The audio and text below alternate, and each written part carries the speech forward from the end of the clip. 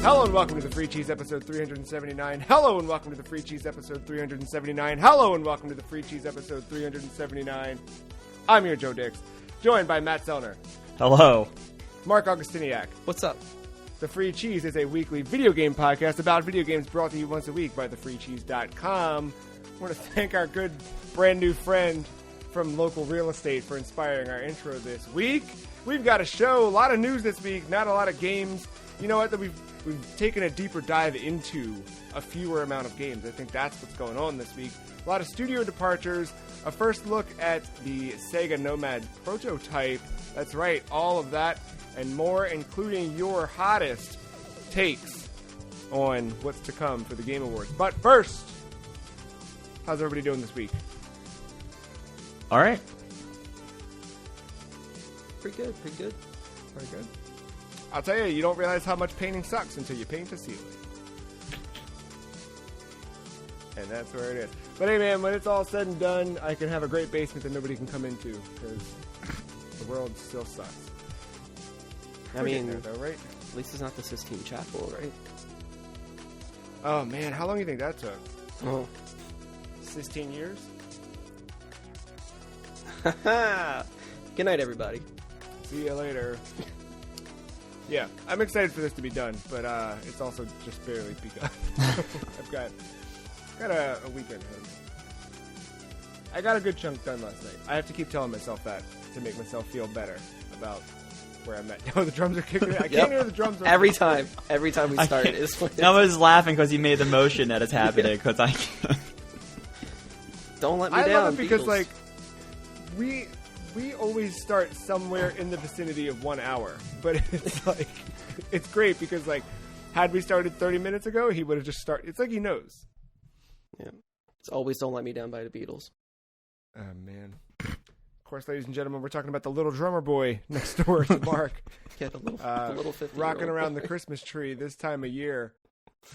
I did that this week, too. We've had a Christmas tree up since, like, Monday, or Tuesday, but no decorations on it because keep getting sidetracked with other things. But, yeah, fun times. Fun times indeed. Including video games, of which, let's circle back to Hyrule Warriors Age of Calamity. We talked a little bit about it, or a little bit about it last week. I played a tiny bit more of that game this week. But not as much as I thought I would. I thought I'd finish it this week, but I didn't.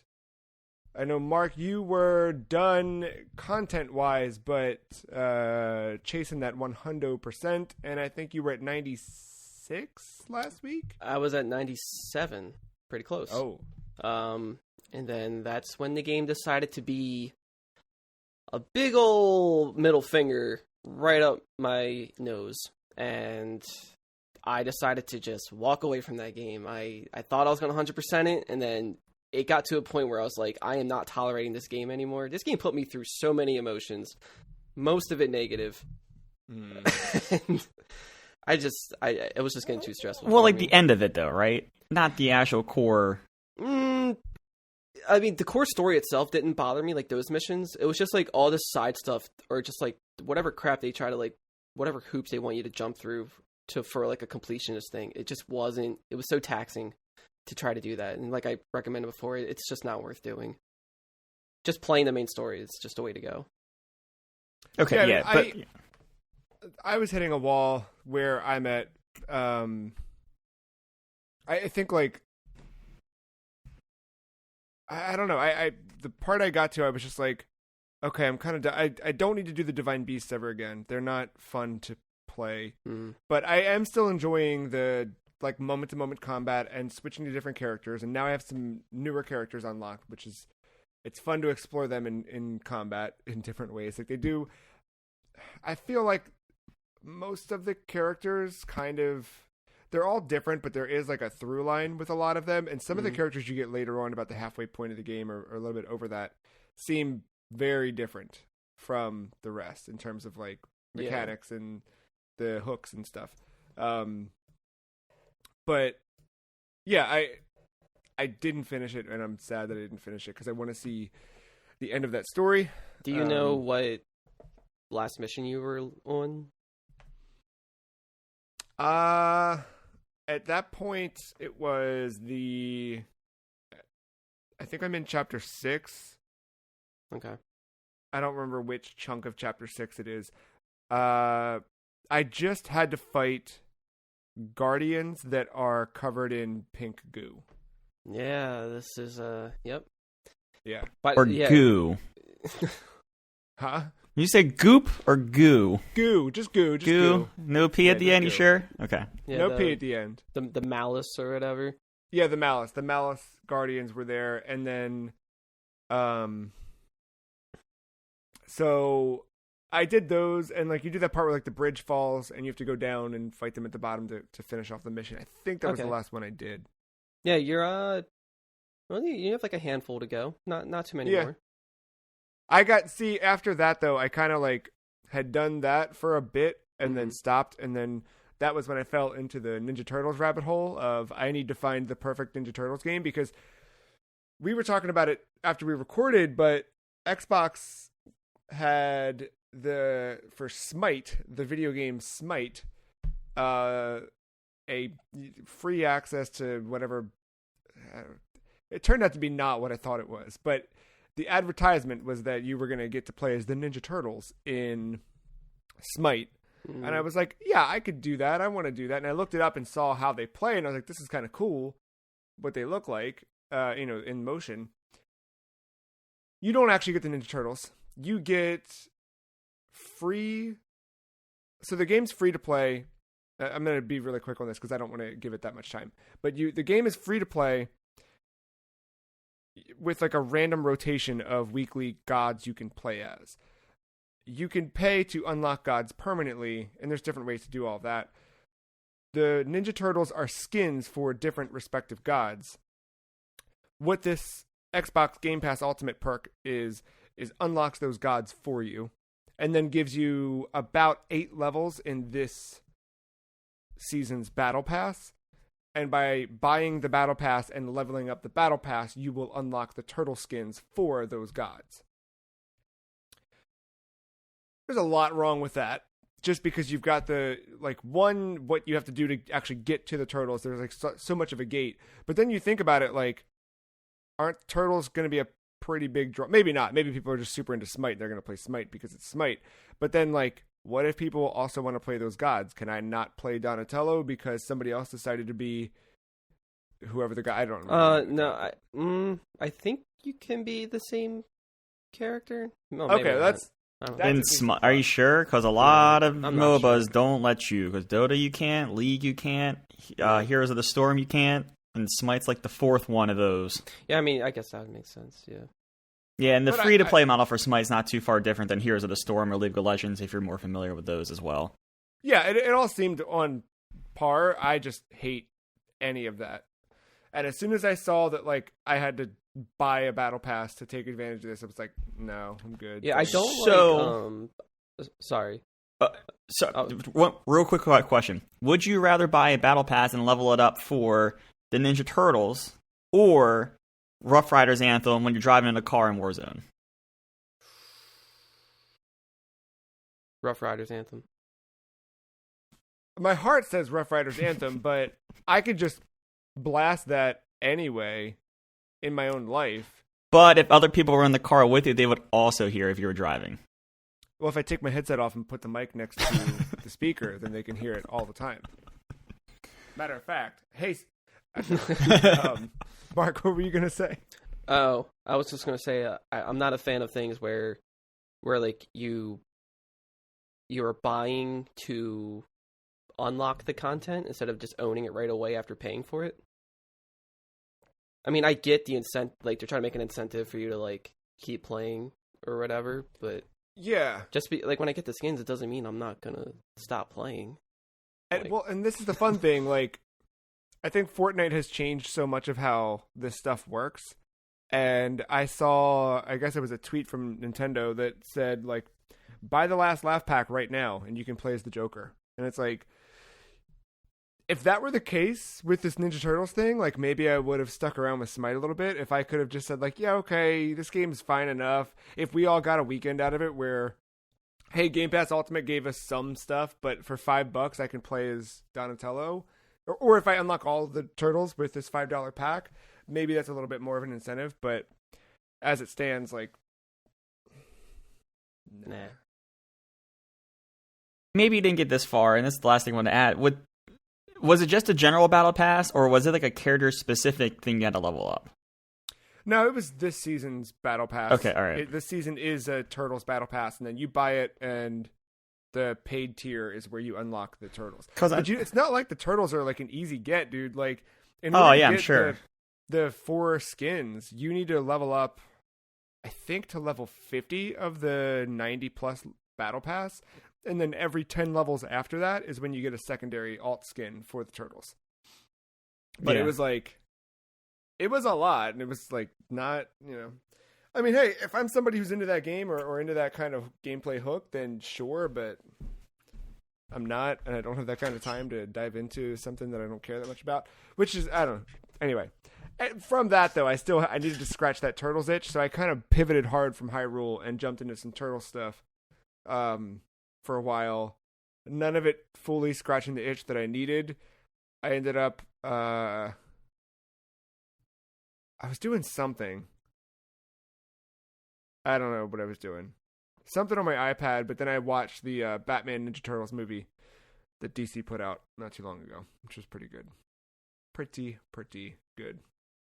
But yeah, the final word on Hyrule will, I guess, be yet to come. Mark, you're done.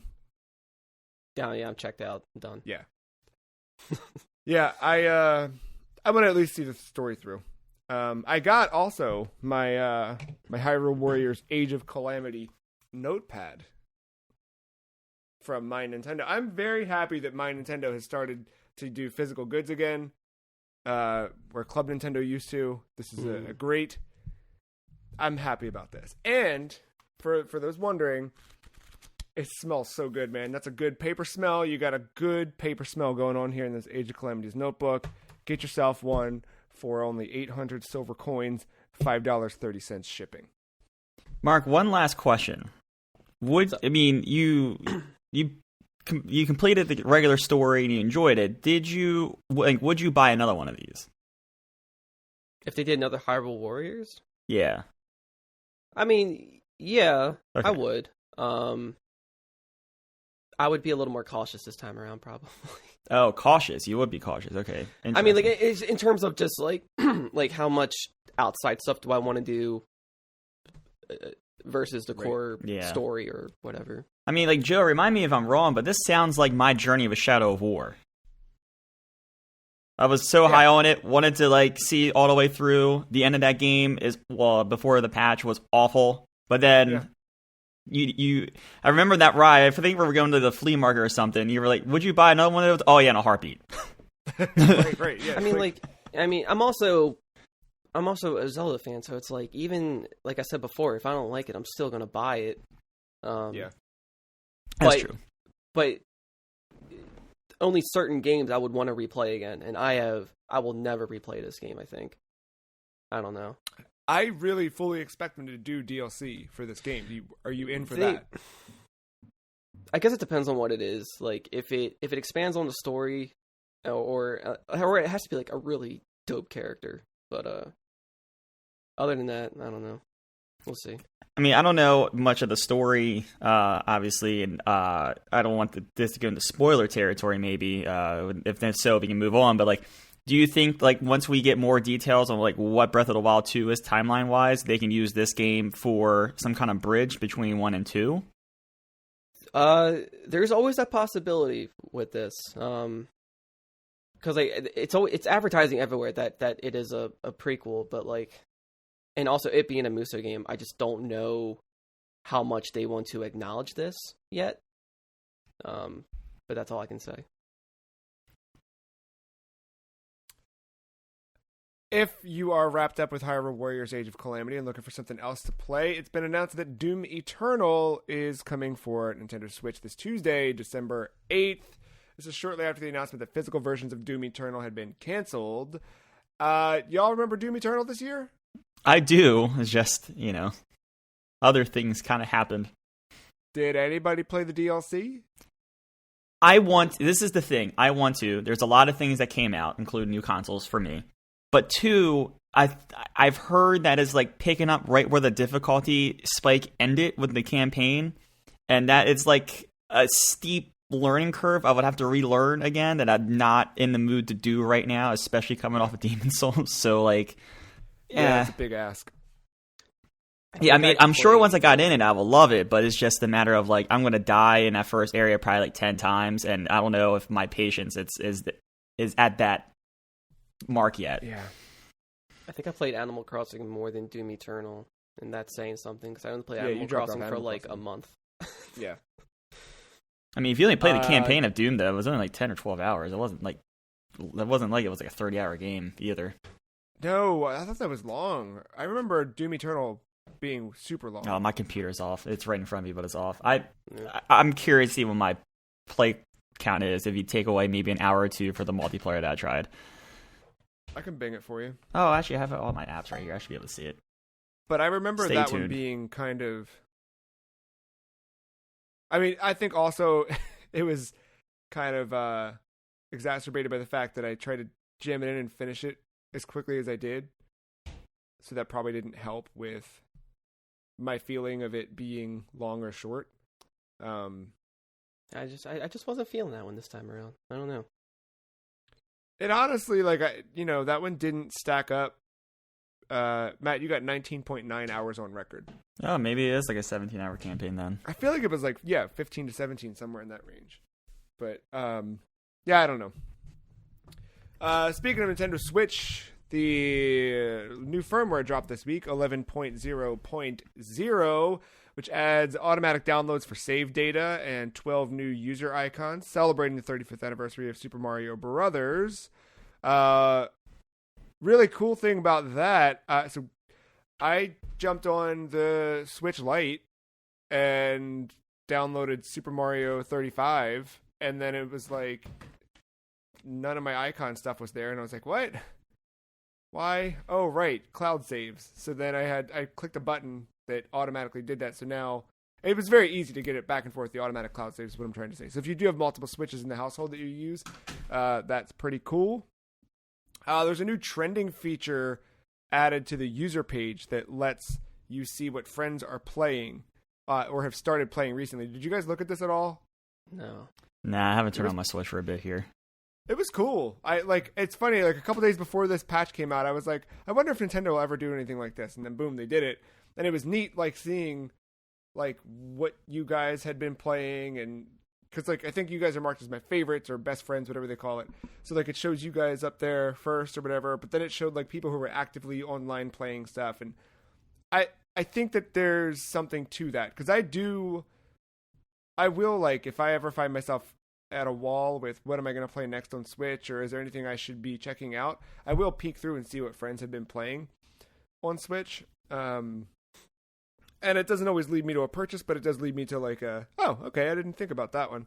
But this is neat because you can just go to that training page and just see the tiles and jump right to the eShop if you want to buy something. You can transfer your screenshots and videos from the local album on Switch to your smart device using a QR code and local network connection, which I tried out. I got a lot of great screenshots exported that first night that it all popped out. And then you can also prioritize downloads and customize button mapping for your controllers. And I believe it saves the button mapping per controller. It's pretty cool. Not a bad little update. Yeah. I mean, like, the trend and stuff, that's playing catch-up to PlayStation and Xbox, right? I mean, let's just be real with that, but it's still nice to have it on that console now. Yeah, instead all of that's just catching up with Steam, too. You know what I mean? Yeah, Steam's had this stuff for decades. And then, also, all the Roy screenshots, do you mind sending them my way? Because I think you have about 50,000 on your Switch from any time we played Mario Kart. So that's the catch to it, though. It's going to take me a while because you can only do 10 at a time. Ooh.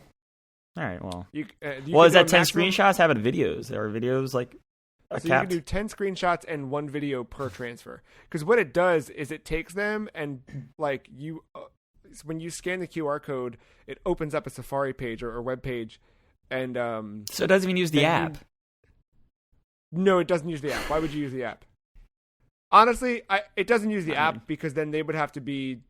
I mean, that's fine. It's just another, like, come on. Like, you have that stuff there.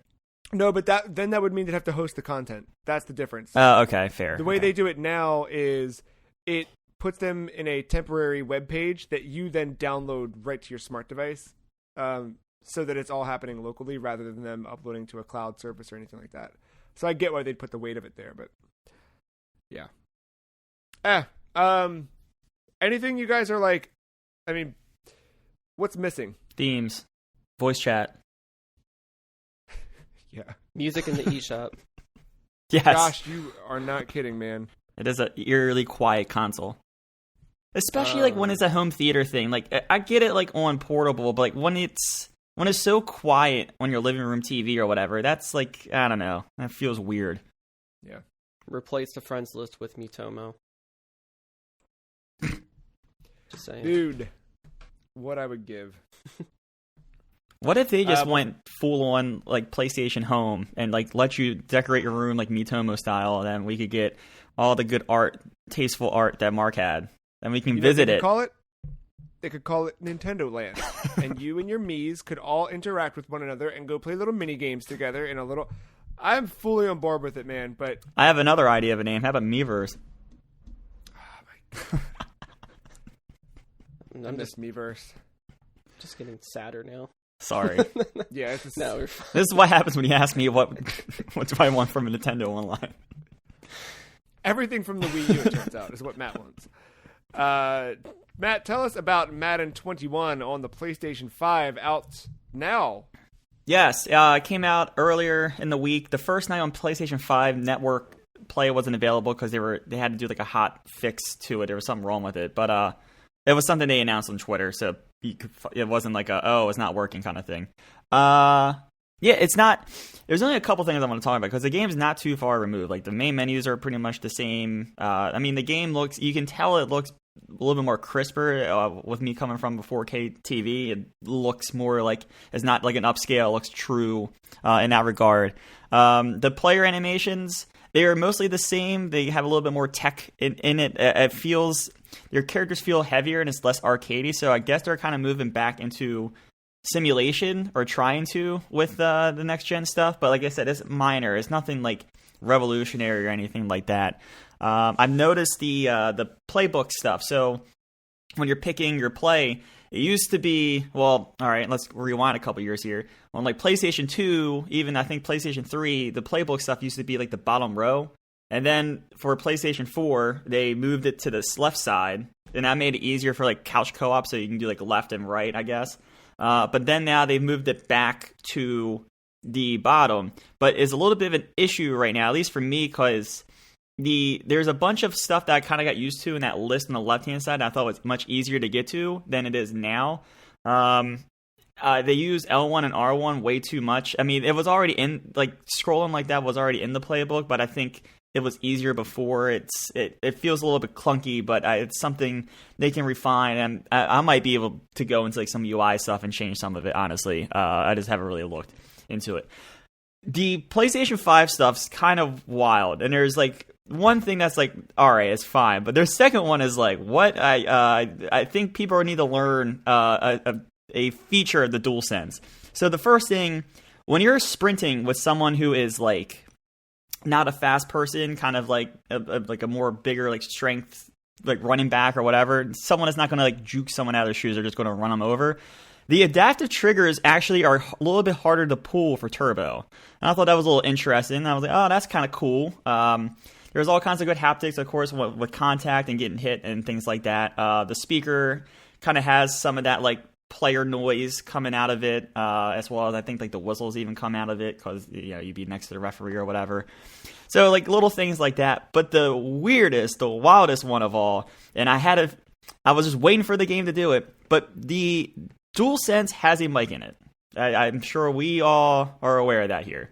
There is a button on the DualSense to mute that mic, and to mute it, that little yellow bar where that button is has to glow.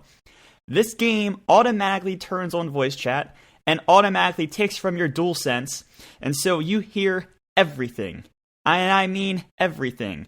I hear a second delayed commentary track coming from my TV and then my controller because it's their TV going into the controller.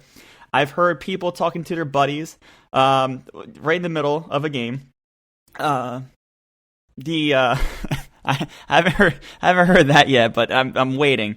Like it was a game where someone got the ball first, they scored, and then I immediately threw an interception that they returned for a touchdown. So I was like down 14-0 early, and I just hear him like he's not talking trash, but like, he's talking to his buddy like he just threw a ball right at me. Did you see that?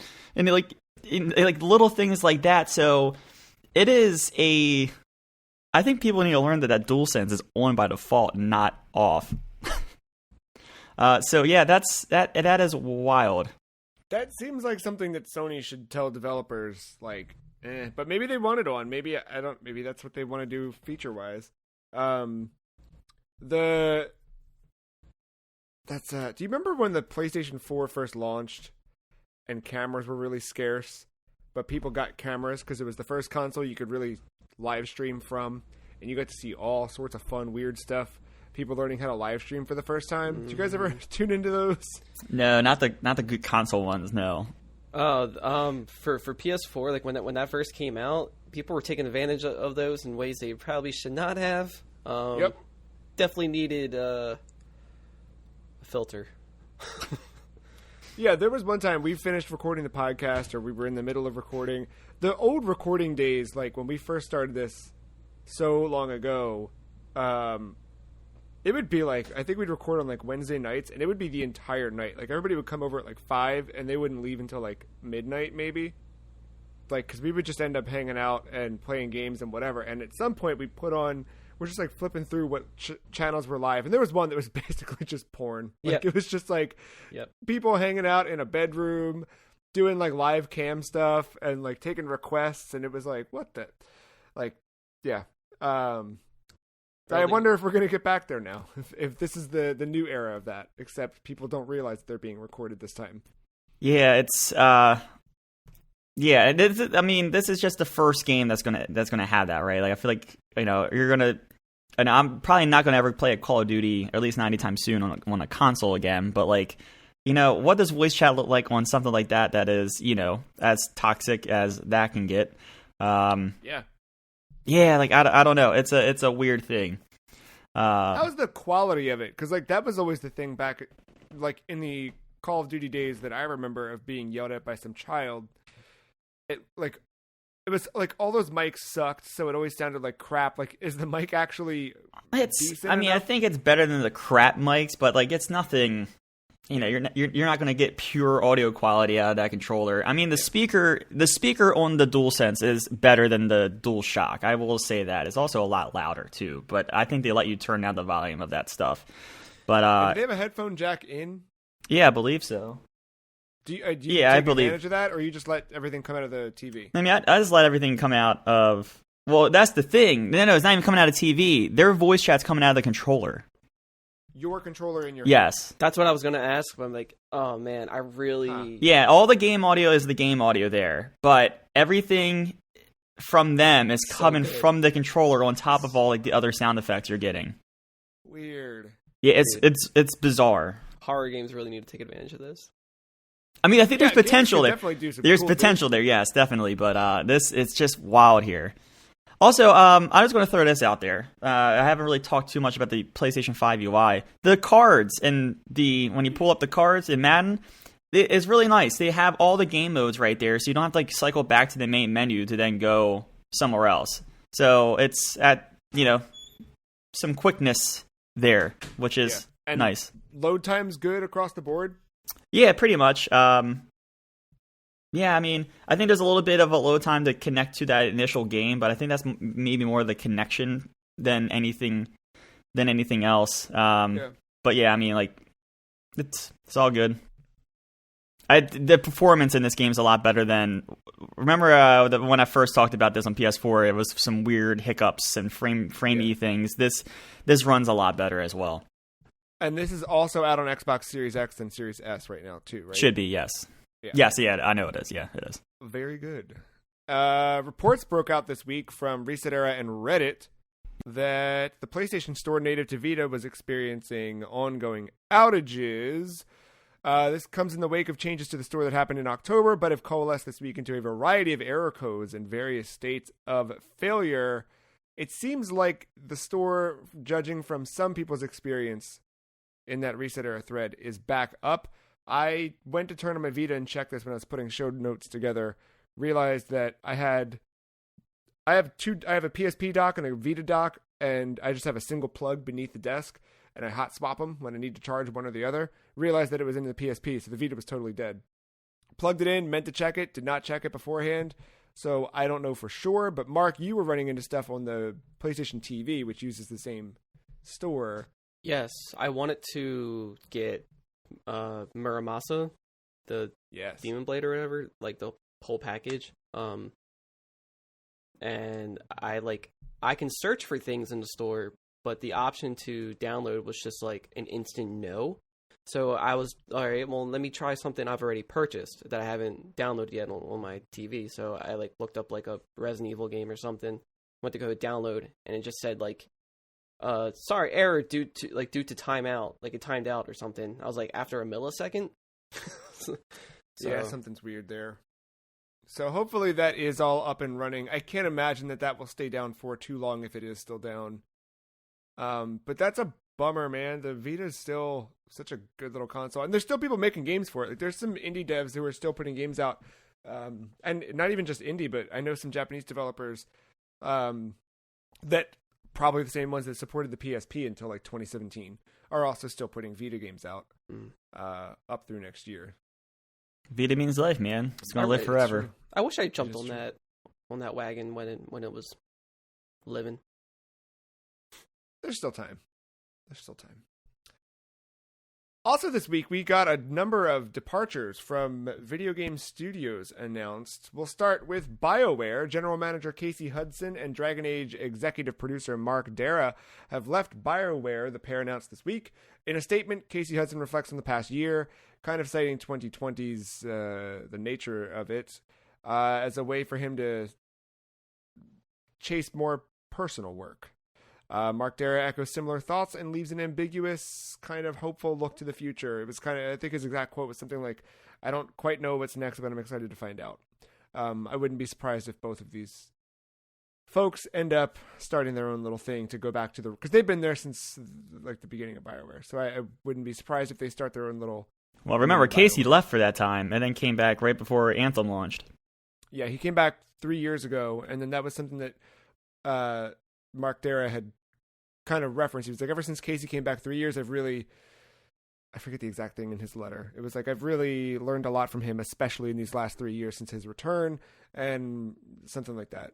So I bet they're going to start their own thing. Meanwhile, up over in Oregon, creative director John Garvin and game director Jeff Ross have left Sony Interactive Bend Studio, the pair announced this week. John Garvin posted a thread to Twitter announcing his departure, apparently which happened a year ago. He shares thank yous and expressed his general to focus on personal projects outside of the game industry. He talked a lot about painting and writing and things like that.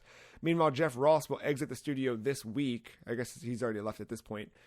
He said nothing to announce just yet, but he'll be moving to Chicago once pandemic things settle down.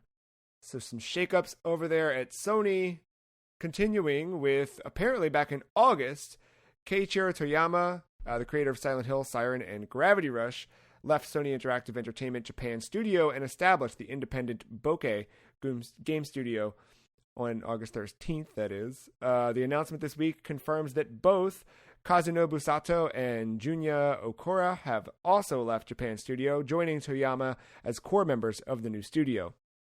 Toyama will act as Chief Executive Officer, with Sato as Chief Operating Officer and Okura as Chief Technology Officer. In an accompanying video put together by Archipel, if y'all haven't seen Archipel on YouTube, just while you're listening to us, go watch Archipel instead. If you like Japanese games and Japanese game creators, you should check out Archipel. Anyway, they put together the announcement video for the Bokeh Studio. And in that video, you see that other long-term team members working at Japan Studio have also left to join Bokeh Game Studio. And then an interview with Famitsu confirmed that development on the studio's first title is well underway and expected to take about 2 to 3 years to complete. Obviously, they can't use any of the properties that they had been working on or created under Sony, but with pedigree like Silent Hill, Siren, and Gravity Rush behind them, I'm sure they will put together something cool. So, what's going on? Is it the shift this year that's showing people they can work from home a little bit easier? Is something happening? I mean, the fact that 2 of these studios were internal to Sony, and wasn't there something else recent with Sony that I'm forgetting? Oh man, didn't who stepped down to like focus more on like the indie games or whatever? That was Shu.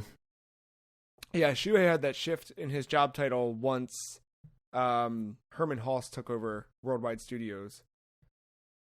But yeah, there's just something. I wonder if it's just like, I mean, yeah, the work from home thing, but then also like just the profit margins. If you can get a successful indie project out there and with the right marketing, like you can have something explode and, you know, work on your own dollar, not have to worry about producers from above, like people like I don't know if the culture has changed, but like I feel like infamously, like every terrible game has always been influenced by people that don't play video games or just corporate heads and stuff like that. And I wonder if people are just getting sick of it or seeing the benefits of going indie. I think like to lock into like the one specific with Bokeh Game Studio, I think Gravity Rush 2 was their last big project, the folks here that all left to establish this studio, and that game probably was Gravity Rush was a Vita title that utilized the Vita in specific ways, and then Gravity Rush 2 was meant to be a Vita title that then shifted to the PlayStation 4. I'm sure there were a lot of things behind the scenes that made them wish they could just do things at their own. And also, don't have to answer to someone else. It shifted to PS4, but that was one of those games that Sony didn't even advertise. It just dumped in. I think it was in January. It was in January. Yeah. Just came out. It happened, which was a shame because I think that came out like in the year of games, didn't it? I think so. Yeah. 2017 release, because it was like right before Nier. Because then to like tie it in or whatever, I remember they put a 2B costume in. Yeah, that's a bummer, but I don't. Yeah, it was January 2017. I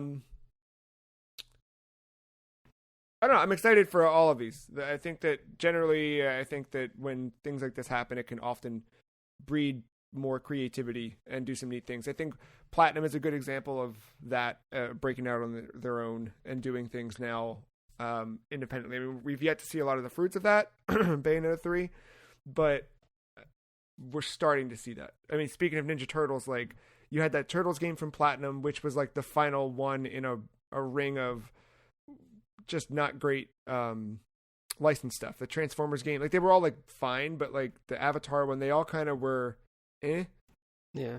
And then Platinum kind of locked in and said, we're going to just start doing our own stuff. And then you got Astral Chain, which is Nintendo, but you know what I mean? It's a shift. I don't know. Time will tell. Speaking of Japan Studio, Matt, you wrapped up Demon Souls this week. I sure did. I beat the game. It took me about 21 hours, which I think for a Souls game is pretty short, but it tests that more to the fact that I know how these games play now, and I kind of have a little bit of confidence going into an enemy that I've never seen before. There's known mechanics and things like that, but no, this is overall like it is. I've said it last week, like it is very much a Dark Souls game. It is very good. The story is obtuse as fuck. There's systems that are obtuse as fuck that I still don't understand, even watching YouTube videos after the fact. But you know what the crazy part is?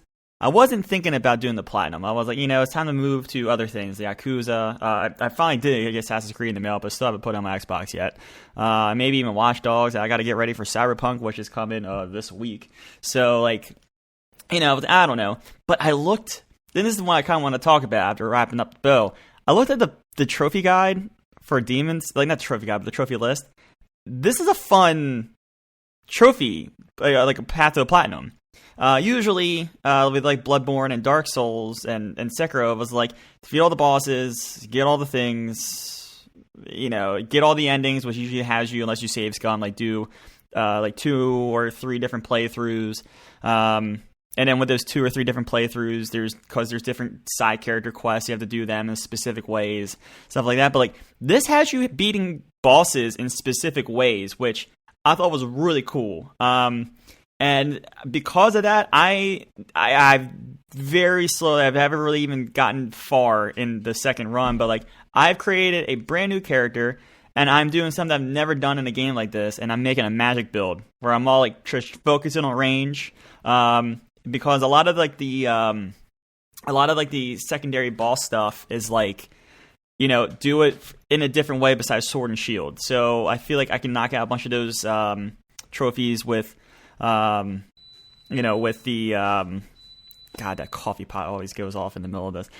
I can do it with the range stuff and get those trophies that way. The only thing is I do want to follow like an actual guide like I was for Dark Souls, because the world tendency stuff is so weird. It's such a unique system that I wish it was better fleshed out and more people knew what was going on as they play the game. But like white, like you can change the world from white to somewhere like 3 levels in between to dark. And like depending on the tendency, like you can maybe get access to new areas that you couldn't get before, and then that will get you probably an item that you need to get the 100% there, or get you a character quest, that you couldn't get either way. Or like the similar thing for the dark world tendency. The dark world tendency, the game gets harder, and there's more enemies, and it gets stronger, but there's also better items that you can only find in the darkest of world tendencies. So like, it's a weird trade-off, and you have to beat the game in a certain way to make sure you get all that stuff. And from the gist of it, I've seen like try to collect everything you need to in the white world tendency, and then it's much easier to bring it back to dark because it's just you going into human form and dying over and over again. So yeah, I think I want a guide for that, but like I didn't expect the trophy guide, or the trophy list to be like, hey, beat the boss this way, hey, beat this boss that way, hey, beat this boss that way. I was like, oh, that's kind of fun. I kind of want to do that because I liked playing this game, and I kind of want to keep playing it. Did you go back and look at the PS3 one at all to see if that is the same kind of trophy list? It is a different trophy list. I did not actually go back to it, but in just the PS5, like, the Power PSX, that website or whatever, they said the key difference is there's no bullshit with all the weapons, and I think that would have killed my my appetite to go back for this, because there are so many different types of stones for upgrading weapons that there's more different types of weapons than I have fingers on my hands, including my thumbs. Like, it is ridiculous, and that was part of the PS3 trophy list, was acquiring all types of different weapons using those different stones and stuff. This one does not have that. It's really only trying to get all the rings. Doing a bunch of the character side quests. And there's something else you have to... Oh, no, that might be it. Oh, all the miracles and spells. Sorry. And some of those spells you need boss souls, much like Dark Souls, getting the weapons there. You have to get a specific soul and a specific weapon and combine them to make a specialty weapon. Same thing in this game with the miracles and the spells. So, so you might need a couple boss souls, but it's rock solid game. Once again, highly recommend it if you have that PS5 or even thinking about getting a PS5. I know this game's not for everyone. People I talk to at work, they go, "Oh, you beat it already?" I'm like, "Yeah, well, yeah." I'm like, I've kind of become accustomed to these, but like, and you just kind of hear like, "Oh, that's not for me." I wish I could say like this was easy to approach, but it's not. Like, the only reason I knew some of the systems was because I'm so similar to what I've already gone through with Dark Souls, and knowing that game that like the one thing I didn't know was the world tendency, and this game did like almost nothing to explain it to you. I didn't even realize there was a world tendency stuff until like a third of the way into the game when I saw there was like a UI section for that in the pause menu. I was like, oh, what's this? Oh, that's weird. So yeah, it's one of those, but still, I think it's worth checking out. And then the next time maybe I talk about this, it won't be next week. It definitely won't, it won't be the following week. But the next time you hear me talk about Demon Souls, I'll be popping a beer open for my platinum trophy because that's coming. You feel like you moved through Demon Souls at a grueling pace? No, and now that I know all the areas now too, I feel like I can run through everything. It's just a matter of if I run too fast, I might be underleveled, but I don't know how that works because I have the magic character, and magic's OP in this game compared to Dark Souls. So yeah, that's what I heard.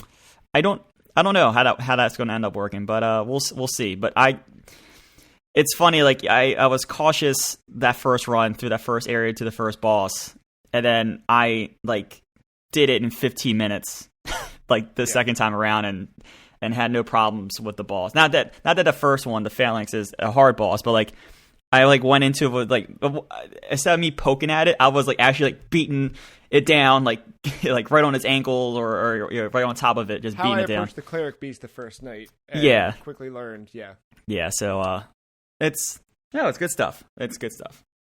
Mark, how about you? Has your settlement moved at a grueling pace this week as you explore the recesses of floppy disk games from the educational era?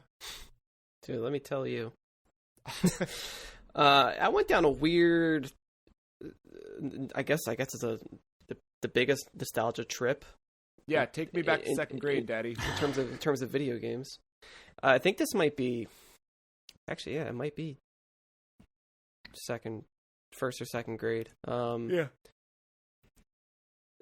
In my elementary school, I was part of a computer camp for the summer. And what that meant was we had 2 middle-aged women just watch a bunch of kids in a computer lab for an hour or 2 a day or something. And all we did was just play these educational games on these, I don't know what type of Mac it was. I couldn't tell you. But we were just playing that, and our lunches consisted of apple juice, animal crackers, and goldfish. Yes. And so not at the same time, but this week I did end up buying those snacks again, and then I tried to, good. And then played these games. I played the games first, but at least I tried to. Holy crap! Trying to find these is ridiculous. So I played Number Munchers for a little bit. Oh my god. Just because I know there's so many versions of these games, I was trying to find the exact ones that I played, or at least I try to remember. But I think that one was right. But yeah, I mean, Number Munchers is different than my memory serves me. But seeing it again, I'm yeah, okay, I guess that was it. Yeah, I thought I was playing a more some of the sprites have a weird 3D look to them, a little more dimension. And I remember one just being a little bit more flat Atari looking. Yeah, me too. Yeah.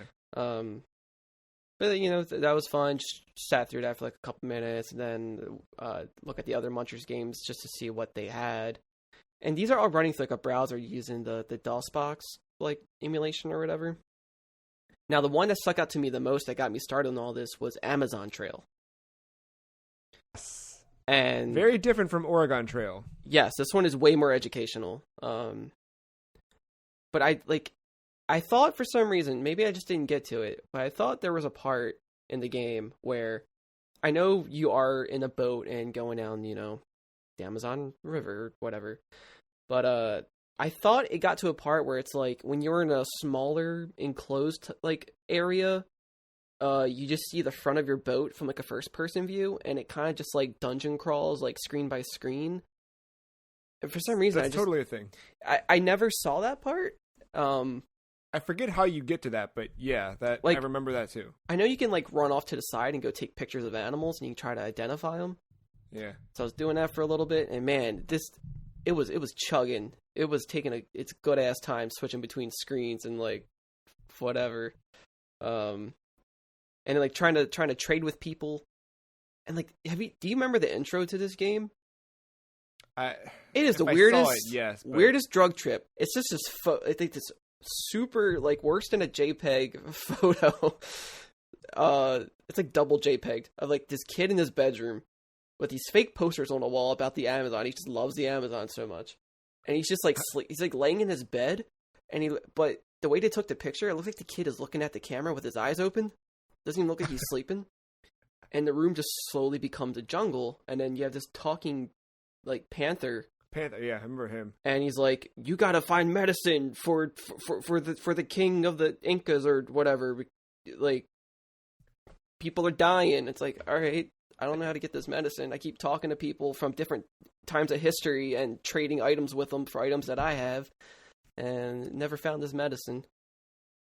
Yeah, they really leaned into the whole Bagheera thing from back then. And, like, the menu navigation was weird because nothing is labeled right. They're all just these weird different, like, tribal symbols, and I'm just supposed to know what that means for each one. Like, when you open up your encyclopedia and look these up, that, or you can go to 7-Eleven and look at the guy's tattoo, and then you can figure out what they're trying to say. Yeah. And then, I don't know. That wasn't quite as the same as I remembered, obviously. So yeah. I moved on. And then I went into Oregon Trail. Now, I know there's a lot of versions of Oregon Trail, but one that I remember specifically, I think, is like the 1.2 version or the deluxe version. So it's just more colored. There's more sound and music to it. Yeah. And so I never really, like, played through a legit Oregon Trail game since then. I've always played, like, parodies or something or whatnot. So I was like, no, I'm gonna go through this. I'm gonna see how far I can actually make it. And I think because you can choose what month to start when you depart, and right. I think I started in July. Yeah. And, like, went through the winter, and I made it pretty far. I think I made it like 80% of the way. I did a pretty good job of trading and hunting, because that's the part I remember in my head the most was the hunting. And I remember little pellets going across the screen, hitting squirrels and, like, buffalo and whatever. Yes, and they just yes. That sound effect, man. I can still hear that little, like, yes. And I was like, okay. And then one person broke his arm early on, and then they just died like 10 minutes later. Yeah. And then this one kid, Jeremy, just kept getting sick every 5 minutes. I'm like, what the hell? Never died, but just kept getting sick. And I was like, this is okay. It's crazy that they told kids that things died. Yeah, and you just never took it seriously. You just never really understood what that meant. Yeah. Or, like, how permanent something like that is, or the severity of it. Yeah. Because they don't dive into it. It's just, dead. That's it. I think the biggest... Because, like, something always happens as you're going on a trail. No matter what. If you get sick, you just got to deal with it. There's no medicine. Even though I picked doctor as my occupation, you can't do anything. There's no remedies. You can't do whatever. You just gotta rest and just sit through it and hope for the best. And then, but the biggest notification I kept getting was that there was no grass for oxen. Mm. So there would just be these sad, skinny oxen as like a picture, or if one is sick. This is my favorite image. If an oxen is sick, right, it's laying there, and then in the background you see your dude with just a rifle, and you see, like, the oxen's head turn and, like, oh shit, what? Like, no, I'm okay. I swear I'm okay. I love these. Keep walking. That's grim. But it's such a funny picture just to see it. And whenever you hit, like, a landmark, like, this music plays, just like a random song plays. Yeah. And I guess they're all, like, royalty free or whatever. But I got to Independence Rock, and it started playing this song, and I was getting, like, Red Dead vibes. I was like, this is pretty good. This is some, like, folky, acoustic, like, somber. I'm into this. I was like, why does it sound so familiar? And of course there's a butt ton of covers because it's a famous old tune, like, jingle. Right. It was Wayfaring Stranger. And then I remembered I don't know my name. It's in a game that came out this year. And I don't know if it was used in a trailer, but Last of Us 2, apparently it's in that. Oh. I was like, oh, okay. Kind of comes around full circle. I was like, well, because I remember hearing it, and I don't remember if they performed it one year or if it was in a trailer or what. Yeah. I was like, okay, and then that's why it was in my head. So, but yeah, so I made it like 80% of the way, and then the game crashed within the browser. Like, the DOS box itself gave me, like, a Mac error window and was like, could not process, like, a game or something. And I was like, oh, okay. And it took me to, like, this fake desktop screen.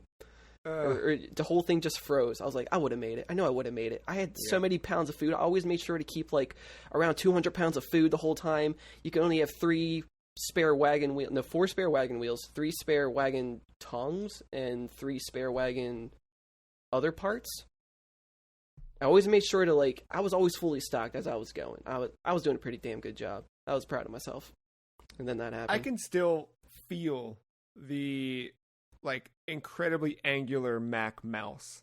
That like beige, just like a super like pointy. Yes, dude. I'm not it's sure like somebody if tried to render one but had like 2 polygons to do it with. I'm not sure if we had that mouse or if it was just like a round circle mouse that had just like a just a super circle looking one from what I remember. Or we had that, but we had that after. So I remember having. And we had trackball ones too. Yes. I remember having computer lab in 2nd grade, and we had the old boxy ones. And then in 3rd grade, they had upgraded to the iMac, the big, or not iMac, just the Mac. I forget the big old, the colorful ones, right? That never, yeah. I think those were just the straight circle that looked like, a Wii Fit pedometer you might recognize. Yeah, I think what I had was if I'm looking at this picture right, it's a Macintosh LC520, where it has the built-in CD-ROM drive and floppy disk, and then underneath of that is the speakers, the little buttons to adjust the volume and all that. Oh man, what a time! Yeah, and like for that computer class, we even had T-shirts. They made T-shirts for us. I love that. And I was like, I don't know why. Like I mean, obviously, I really wanted to go there and play and hang out with people and play these games. I had no idea what the hell I was doing. Like, I never knew how to play Amazon Trail back then. I barely played Oregon Trail back then. But what was that the last of the? Yeah, no. Back then, I would just click the screen and see what happens. It was cool to see the bullets shoot the squirrels. But are those the only of the games you've explored? I went to go try Yukon Trail, but I decided to watch videos on these instead, and then I fell into like a rabbit hole of like, Oregon Trail is more messed up than you remember. Like, there's a lot of dark stuff going on here. I'm like, oh, and apparently people still try to travel this today, and it's all right. Well, if you want the ultimate of the old educational games, do yourself a favor and check out The Secret Island of Dr. Quandary. I keep hearing about this game, and I've never played it. It doesn't have like spooky elements to it. It's so spooky. It's so spooky and so weird. I think There's I looked an article at about it on thefreecheese.com. I remember it being talked about. Yeah, it's very creepy. The way that you pick your difficulty at the beginning is by shooting a kid. Not really, but the art is pretty creepy. It's very creepy. But like, so the beginning you choose your difficulty by picking a doll, but the dolls look so lifelike, and you have to like it. It's very weird, man. It's very weird game, but very good. And so, like, now as an adult, I can look back and see sort of where they were trying to do educational stuff with it. But back then, man, like, I just thought it was a creepy adventure I got to go on once a week in computer lab. Like, this made me want to, like, kind of make Number Munters into a horror game somehow. I think that's a good idea. But yeah, like, there's no real way to, like, really get access to these games unless you go through, like, a browser site and they just load, like, a little emulation in the window or whatever. But I guess... I mean, you can find... I think they're, abandonware games now? That's what they're classified as? They are. I think GOG has some of these, and then you can download local DOSBox. Dude, like, I couldn't find Oregon Trail anywhere. That's so weird.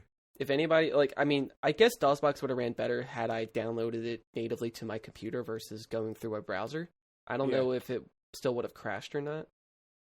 I don't know. I remember doing DOSBox a few years ago for Dr. Quandary. When I wrote that article for the site, I went back and played it, and it worked fine in there. I just kind of hit a wall where it was like, whatever. But if listeners have good ideas, recommendations, write in podcast@thefreecheese.com to teach us how to play old educational games. Upcoming this week, the video game... Nope, that is not what they are called. They are called The Game Awards. December 10th, hosted by Jeffrey Keighley. Of course, there's announcements. You can go vote and all of that fun stuff for, or I'm sorry, not announcements, but nominations. You can go vote for who you want to win. That's not what we're here to do. We're here to find out what will PlayStation announce at the Game Awards to step up to last year's Xbox announcement.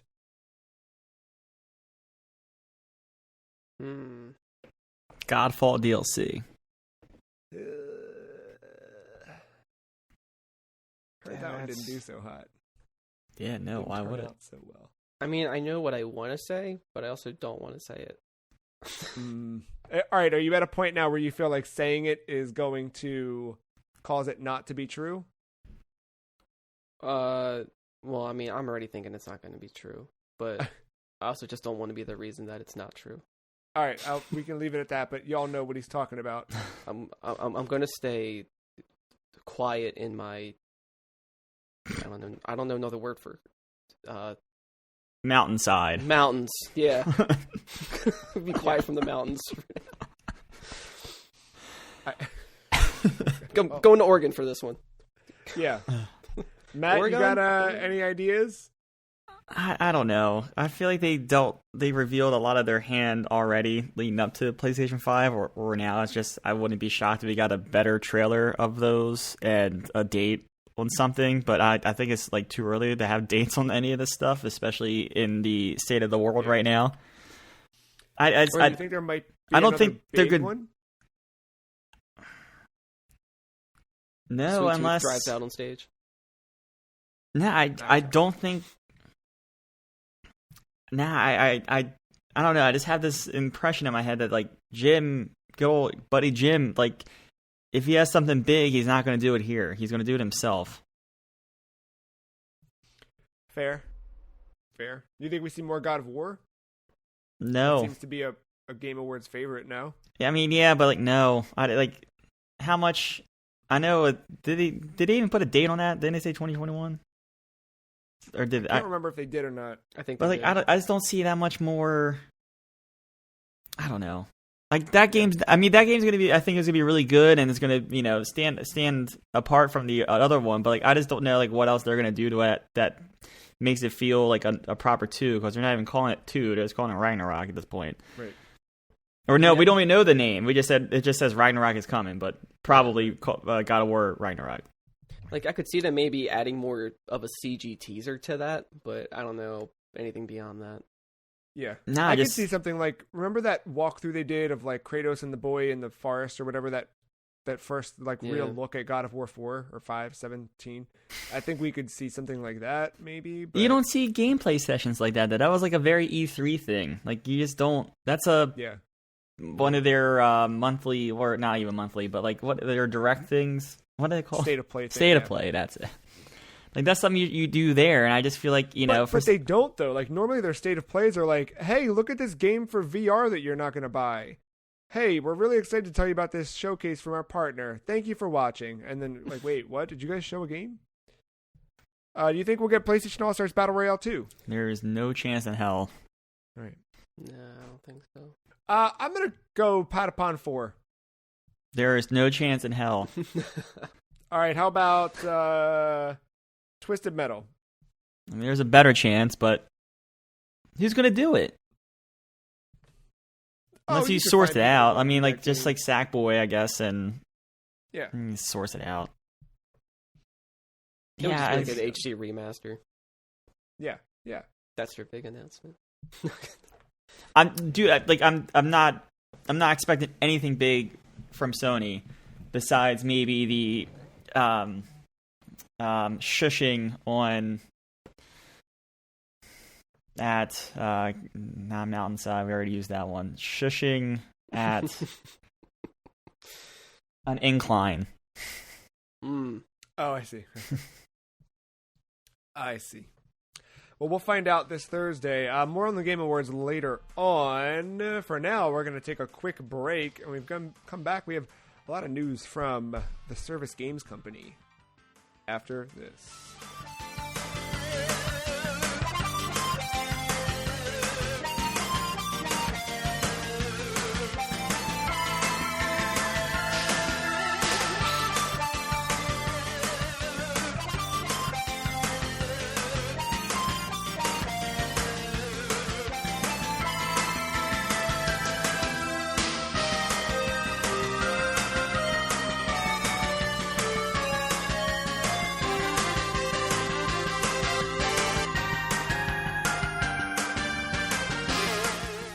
lot of Sega news this week. First up, tangentially related to Sega. I mean, kind of, sort of. I don't know. Bayonetta's in Wonderful 101. The Wonderful 101 remastered. Specifically, a new patch and demo have been released for the game.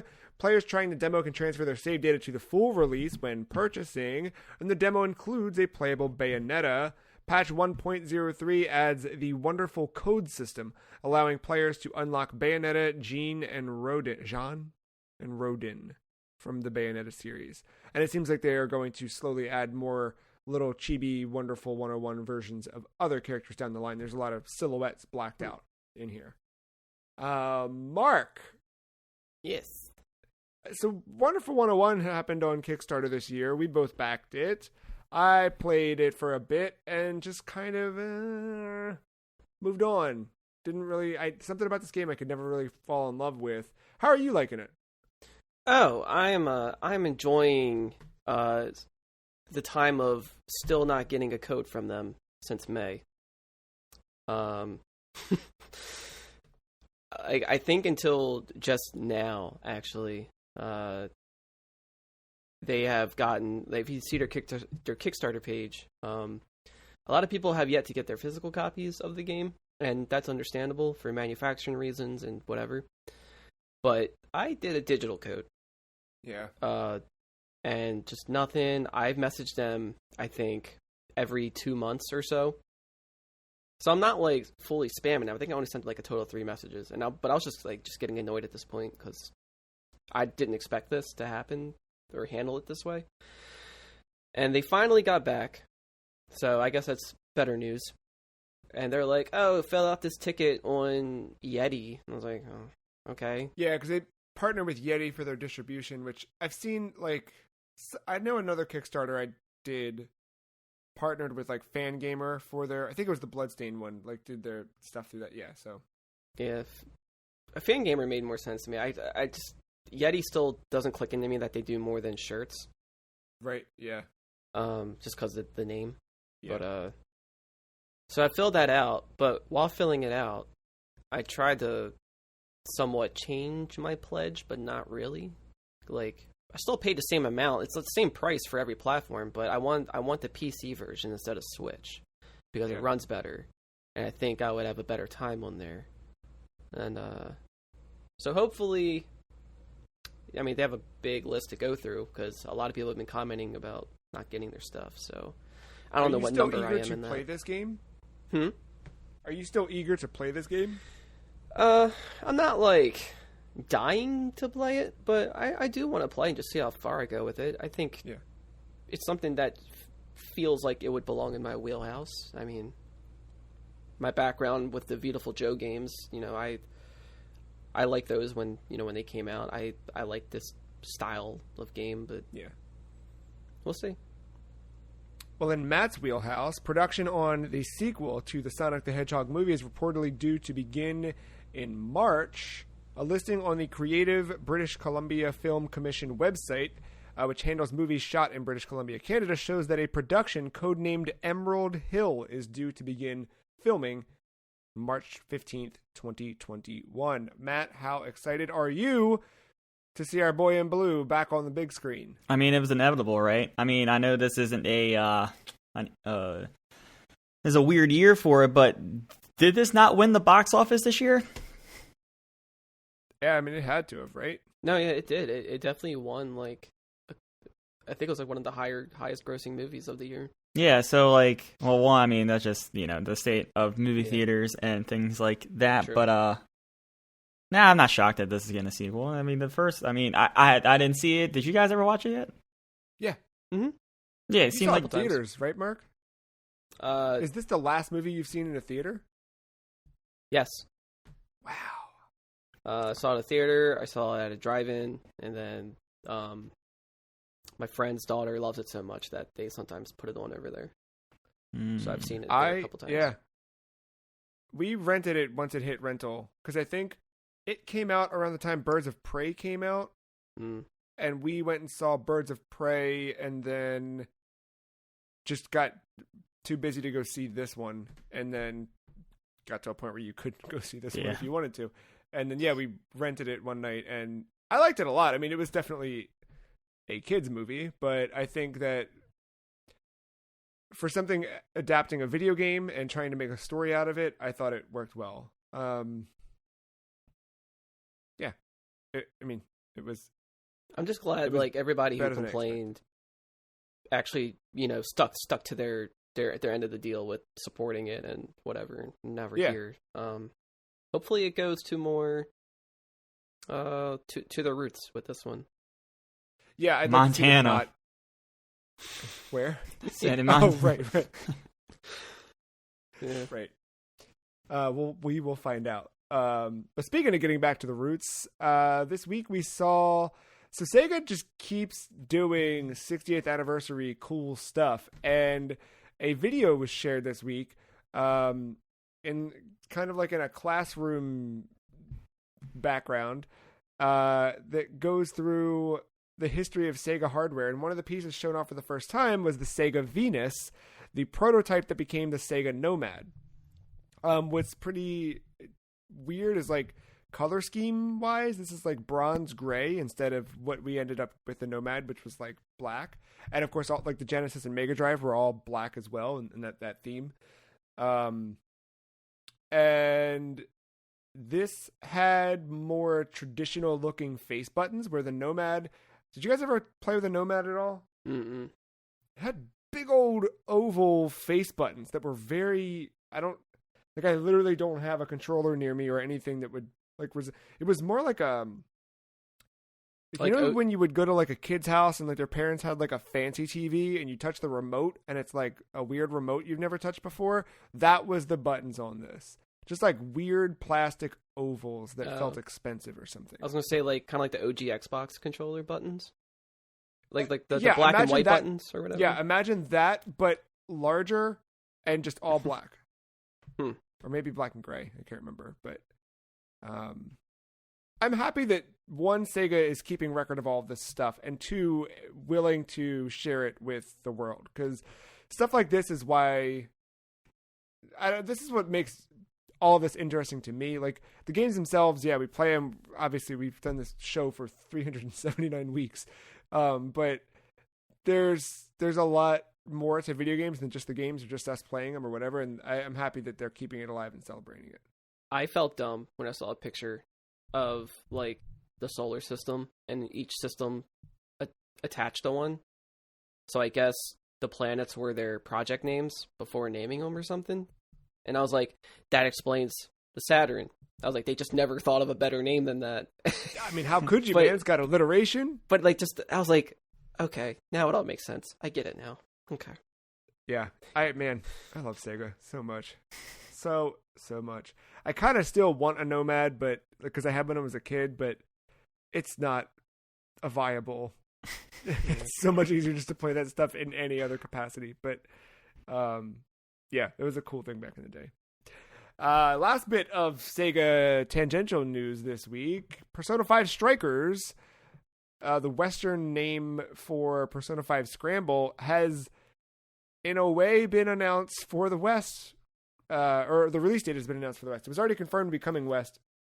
And now an unlisted YouTube video uploaded to Atlas's YouTube site showed off a trailer for it, stating that Persona 5 Strikers for PlayStation 4, Nintendo Switch, and personal computer via Steam will launch on February 23rd, 2021. This came out on February 20th in Japan for PlayStation 4 and Switch. So kind of like keeping up with how Atlas saw some success on PC this year. It seems like they're leaning more in that direction with a PC port of this game as well. So Mark, you told me that the video is now pulled down and there's no official announcement made, but there was a follow-up to everyone kind of realizing that the video was up. Yeah, so it appeared, everyone spread the news about it, and then within like that same hour, the video was taken down. And then I think like a day later, Atlas decided to post a thing like, "Oh man, those Phantom Thieves or whatever, like they hacked our systems, but we'll have more information for you, like on like the 8th or something like that." So I was like, So okay, a little tongue hopefully in this cheek. week we'll get a little bit more out of that. But that is exciting as someone who playing through Hyrule Warriors, playing through Persona 5 Royal, and I just went back and played more of that Scramble demo on Switch right before playing Royal, and like I think they do a really cool thing with integrating the Persona universe into the Muso style. So honestly, if you're looking for another Muso game after Hyrule Warriors, I would look at this if you're looking for something with some style. I hope I don't know if they'll do it, but it would be so cool if they were like pre-order Strikers and you'll get Persona 5 as like a incentive. I was like, I probably won't, but that would be really cool. I could see it. The only thing is Persona 5 is only on PS4. So you'd have to also release P5. But like that's their way of like announcing it, like, hey, we have this on PC, but if you want to get it, you can pre-order this game, and then you'll get 2 for the price of 1 or something. That would be cool. I would be mad if Persona 5 Royal was coming to Switch right now after just getting it on PS4, only because that is definitely a game I wish I could play more regularly on the go. Yeah. I could do remote play, but you know it's not the same. I did play more Persona 5 Royal. I finished up the first palace in the game. So this was, I mentioned a little bit last week about the volleyball teacher and how he's a we had to dirtbag. go, steal his heart in order to change his mind about things. And yeah, that guy is a real scumbag. But the palace dynamic is really interesting. Like it is a full dungeon, and I guess people who've played Persona 4 know this already, and if you played Persona 5, obviously. Persona 3 is the furthest I got, but even that, when the dungeons were all basically the same, just like randomized layouts of different floors that you'd run through, where these are actually like, there's a map that you need to navigate when you go into these palaces. So you work your way through the palace to find the treasure, but along the way there's obviously different levels of enemies, and then I think a piece that I hadn't seen at the point we recorded last week was there's a thing called like a seed, and there's 3 seeds within each palace. I'm saying palace because this one is a castle, but apparently some of the later ones are not all castles. But it's kind of like the manifestation of how the impure person sees whatever. Like this guy felt that he was the king of the school because of his Olympic medal, right? So the idea is that you're breaking in to topple his castle. I think later on somebody else might have a different view of whatever their status is in whatever society. But yeah, I got to go through, and I think at this point, like getting through that first palace is basically one big long tutorial, because you're still gated from accessing a lot of the world at that point, and you're still slowly learning techniques up until the final boss of the palace, of which, like, so the part where you're stealing the treasure, you get to a point where now I've unlocked the ability to kind of send out a scout while battling. So you can keep battling the boss and then take one of your party members and send them to go steal the treasure. And I assume that as you do other battles that maybe aren't as like pivotal as stealing the treasure, you could probably employ those tactics to do other weird things within battle, like maybe just send someone to steal a random item from another character or something like that. But you need to keep attacking to keep the enemy distracted before they notice the other person sneaking up on them. So there's a little bit of a game with that, which got tough because I got knocked out. Like 2 of my characters were knocked out while I had 2 left, and one of them was sneaking. So I really only had 1 at my disposal. So I had to use him to quickly heal or revive another one, and use that one to revive the other one, and then use the turn of one of the final revived to heal everybody so that I could stay alive before it was too late. So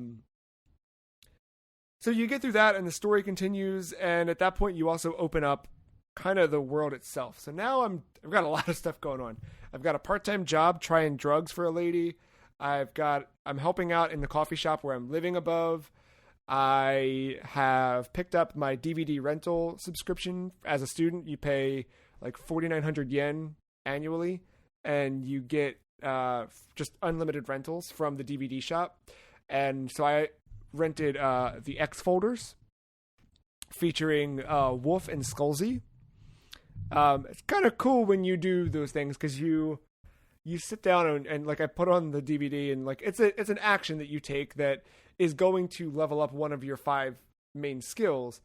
But you kind of get to watch the character interact with whatever it is they're doing. So this, you sit down and you don't see the TV, but you hear the voiceover, and they have very much like Fox and Scully, Mulder and Scully, like voices assigned to them to play out the X folders. And then that levels up your, I forget which stat or whatever, but that, and then studying, and, you know, remember, like, Joker joined this school as someone who everyone believes is like a weird delinquent. So you go to study in the library, and like, it's distracting to study in the library because people are murmuring about you nearby. But as you get through that first palace, like, that dynamic changes a little bit. And like, the world starts to change, the options available you start to change. And I think that now I'm getting to a point where I have a little bit more agency and freedom with what I want to do throughout each day, so I can decide to go hang out at the arcade. It burns a day, but I can go have fun. I can decide to go work. Now, oh yeah, I have another part-time job at a convenience store. I forgot about that. And it's neat how they do, like, how they integrate that. Like, the convenience store job, there's no mini game of you like having to ring people up or something like that, or like it doesn't like physically show you ringing up or like press triangle to scan, but it's like you're measured on your efficiency as a clerk, and part of being efficient is knowing how quickly to scan each item. So knowing where the barcodes are on each item that someone brings up gets you through faster. So it basically will pop up and it's like a customer comes in and they put 3 things on the counter. And then as you're scanning them, there's like an internal dialogue that says like, oh, look at that. The barcode for that's on the right side of the label. Oh, the barcode for that's on the top side of the label. And then it's like, oh God, we got to rush. There's a bunch of people. So as they come through, it's like, quick, hurry. Where's the barcode for this? And you're like, right side of the label. And like, if you get all of that, it's like a couple extra bonus points to your, whatever stat you're buffing up. And you get more money too, if you do well on a busy day, that type of stuff. And it's to that point now where like I'm in the social link part and I'm slowly growing. So the social links, every character is represented by a tarot card. So let's just say the tarot card for death, because that's a cool one, right? By doing things that make me have a stronger bond with the character in the game associated with death, all of the personas that fall under that card type, so think of it like Pokemon, now all of a sudden I have the ability to do much more cool things with the death type persona in the game. And you keep doing that, you keep doing things in the game to grow, to level up those things, but also grow a deeper bond with the individual that represents that. So the more I work at the coffee shop, the closer bond I get with the guy who's, brought me in. And now I'm getting to know a little bit more about his personal life and that kind of stuff. Same thing with Takamaki, same thing with Ryuji. Like you're getting these better bonds with them that you get to start to learn a bit more about them and their background. Yakuza vibes. Yes. Yeah. There's a lot of like similar things to that. That I'm excited to see how it all continues to pan out. Like I said, this week got away from me, so I didn't play as much of it as I wanted to, but once I finish painting this heckin' basement, I'm just going to spend the next 6 weeks playing that until Strikers comes out and I can play Strikers. Now the question with Strikers, though, is do I get it for PS4 or Switch? I don't know which way to go with that, but because I like the idea of Switch, but also it might run better on a PS4. I don't know. And like, did you want to get it day one, or are you gonna wait till a good old Johnny Lynn video comes out? I could wait until Johnny Lynn hits us up with a hot mess. There's a couple factors too, though. So one, I gotta be finished Persona 5 Royal before jumping into this. I'm not that concerned with story spoilers, even though this is technically a sequel. But I don't want to buy any game. Like, I don't want to buy anything else until I'm done with this. Like, I need to stick down on this. But two, I feel like by February 23rd, we will know maybe what the next Switch is. I just have a feeling that Nintendo's going to get out there early next year with announcing whatever that thing is. Like, I don't know. Maybe I'm just specifically that day. Specifically that day. Yeah, that would be that day. No, but like I like from looking any at the time release between now to then. I think I don't know, man. Like I see that release calendar, all of these Nintendo games stacked for March, and I see that, and I'm like, they could do well with a new Switch bundle to go with, like a new Switch model to go with Monster Hunter Rise. I mean, if it doesn't come out until the fall, I could see that too, because I feel like we're also in December, and we would probably start hearing about production stuff for the new Switch model if it were coming in March. But I don't know. I mean, I'm pretty sure that I read in the patch notes for 11.0 for the Switch that they're just going to stop supporting it on March 31st, 2021 anyway, just like everything else. So Mario has a death date. Everything has a death date. That's true. We just don't know it yet, right? Speaking of Atlas, Mark, you played some 13 Sentinels Aegis Rim. Finally. How are you liking the game so far? I do like it. It is getting me slowly invested, but at the same time, it kind of like has me guessing like what direction this is like gonna go in, like how weird, how much. Like some things feel like they could be a cop out, but I'm not entirely sure yet. I'm waiting to like pull the rug from underneath my feet and like, didn't see that coming. Trying to, I know you said to like balance the more gameplay like tower defense side while trying to interact with the story parts. I'm definitely more invested in the story parts right now than the gameplay, but I don't mind the gameplay either. Like I'm starting to get used to it. I'm still a little confused with like making teams and deploying them and trying to understand like who should be where and like who's better at what. Like, okay, I didn't get that until the end of the game, so I will help you. I would say if you are trying to maximize your, like, if you want to try and get the bonus objectives done as quickly as possible, just pay attention to whatever those say. So if they tell you to have Shinonome and so-and-so Goto on your squad, then make sure you do that and follow whatever that says. If you look at it, there's 13 Sentinels? There's Gen 1, Gen 2, Gen 3, Gen 4. Yeah. Each of them have different things about them. So Gen 1 are going to be your Magnuses, full-on melee. Gen 2, I think, I don't remember. They seem Gen like 2 might be kind of better around. Balanced. Yeah, and then Gen 2 or Gen 3 are your like balanced all around. I forget which is which. And yeah, I think it might be 3, while Gen 2 is more for ranged combat, but then Gen 4 has flight.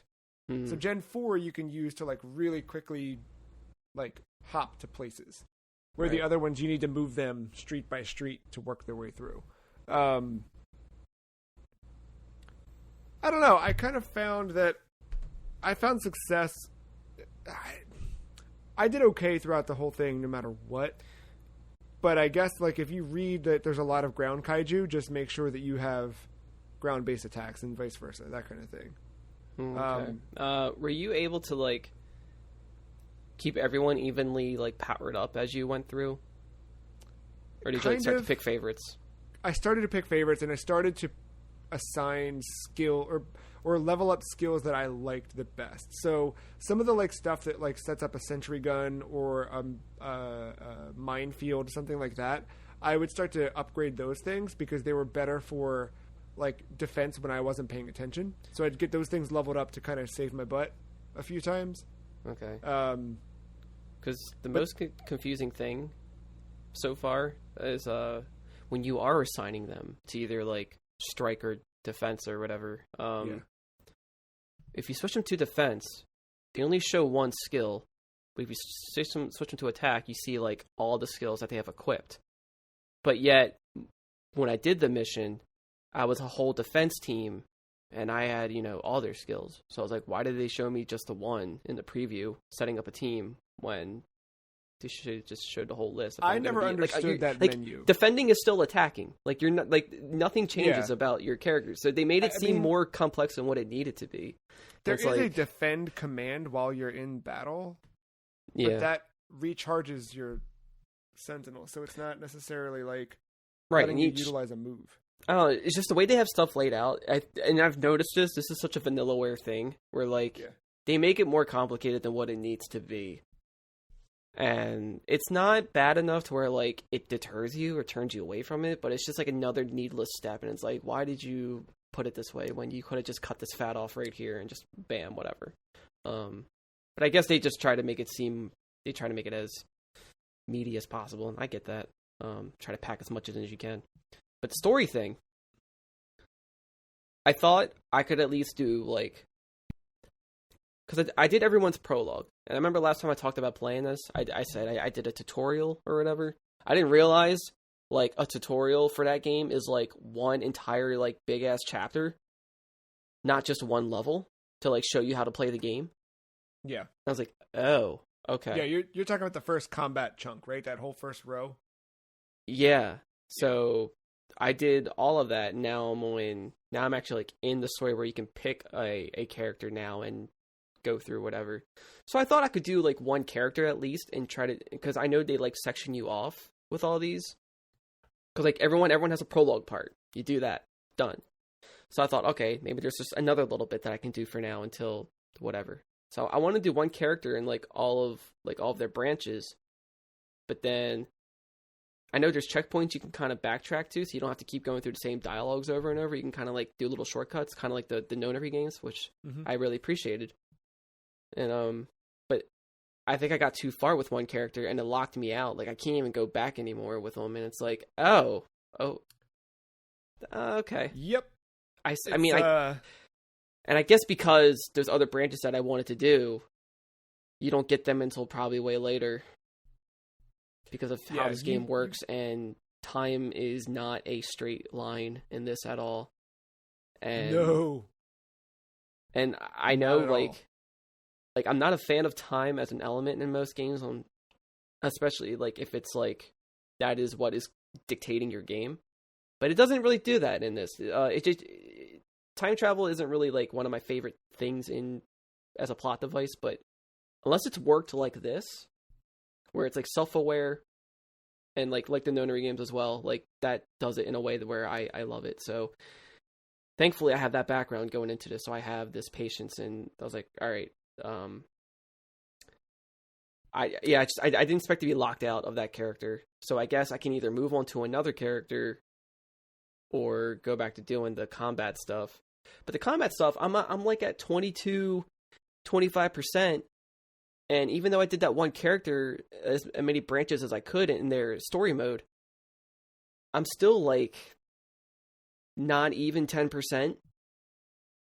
Or, like, I'm, like, around that, so I'm trying to get that part up to 25% as well. But I guess that just means a lot of story stuff before I go back doing It's funny how parallel we played this game, because I had the same thing where I was, like, trying to make sure everything was kind of, like, matching along the way, and it's a lot, and it's, like, it asks a lot of you to kind of bend what you expect, but yeah, I think it does go some interesting places. I think where you're at now, I remember being, like, mostly intrigued and still excited, but I think that the story does just continue to get, like, deeper and weirder and more interwoven to a point where, like, it's one of my favorite video game stories ever, like, for sure. Yeah, like, I get why they separate it, but part of me just wanted to be like, just make it automatic. Just, all right, this is a story part, this is an action part, this is a story part, like, whatever.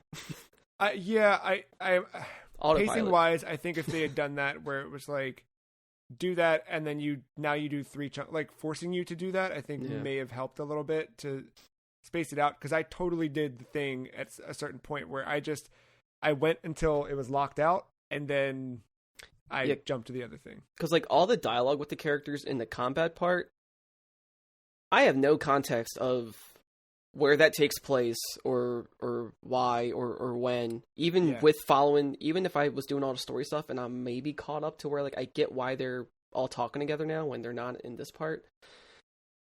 Like, I'm viewing it as, like, 2 different games at this point. And one is a visual novel, and one is just a RTS, and they just happen to have the same characters in them. I think that's a good approach, honestly. Like, treat it like you're playing a sequel to a visual novel whenever you're playing the combat stuff. Yeah, but, like, I am starting to get invested into the story. It's taken places. It's using. I feel like it's relying a little too heavy on movie references, and I'm afraid of that watering down the originality of this. Like, I don't know how much of that plays a part. Like, I don't know, because if it's more so have to do with the characters' minds and their thoughts versus it's just trying to adapt to whatever. I don't know how much of it is a mental meta thing, or if it's just a surface level plot device. But I'll find out. I'll let you discover. I'll leave it at that. I mean, I do appreciate the nods and all that, but yeah. Matt, 13 Sentinels Aegis Rim. If this had come out another year, like, it's just bad timing, right? What about April? I mean, potentially. I mean, here's the thing. I want to play it, and it does. It intrigues the hell out of me. It's just there's other stuff I wanted to get through and get to, and now, I mean, unless Twitter on Monday has another yellow post from this official Cyberpunk 2077 thing saying, sorry, we got to delay this again, and it's going to, we're looking at January 20th at this point or something. I don't know.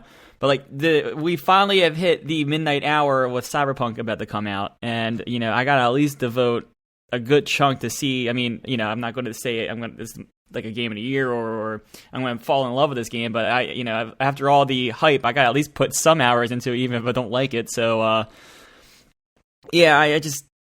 don't know. I want to stay away from the story because not just you now, Mark, and you, Joe, but like I feel like just in like Reset era and things like that, like everyone adores and talks about the story, and there is a way I can avoid a lot of the plot points in that story. I'll go back to it and play it, but I feel like it's going to be inevitably once we start talking about Game of the Year stuff.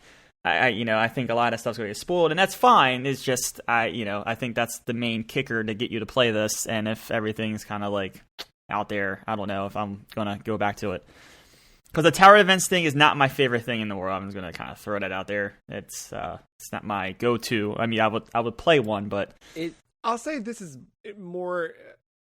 It doesn't feel like a tower defense until someone tells you you're playing a tower defense game. Do you get that? Yeah.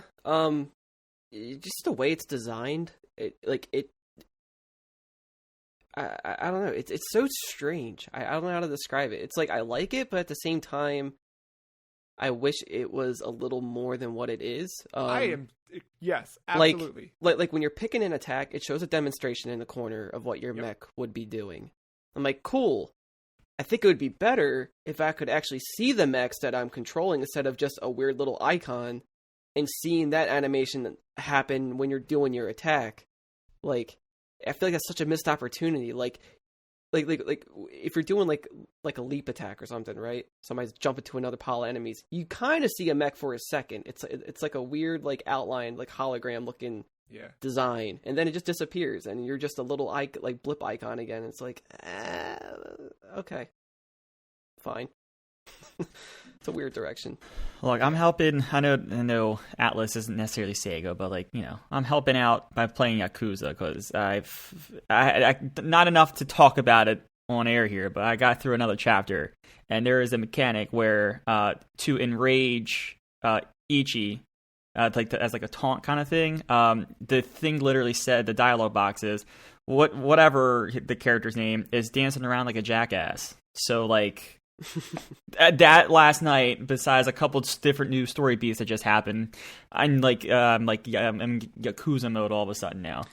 Yeah, I like that. Yakuza is like my favorite soap opera. Yeah, and for 13 Sentinels, it's like I feel like I don't know. It's just anime. Like, I mean, yeah, full blown. Crank it to 12.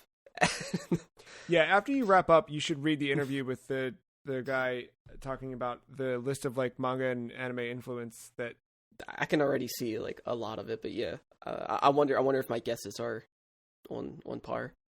A lot of it was stuff I hadn't heard of that was like very specific to Japanese. Like I couldn't. Some of the stuff sounded interesting, and when I looked it up, I couldn't find English versions of it.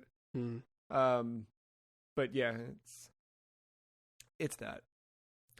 Speaking of adaptations, Metal Gear Solid, the movie from director Jordan Vogt Roberts. I don't know why autocorrect is so terrible in this. Like, it's the second time in this thing where I know I typed it out correctly and then Pages did what it wanted to do. Anyway, the Metal Gear Solid movie has found its Solid Snake. Oscar Isaac will be Cyber Snake.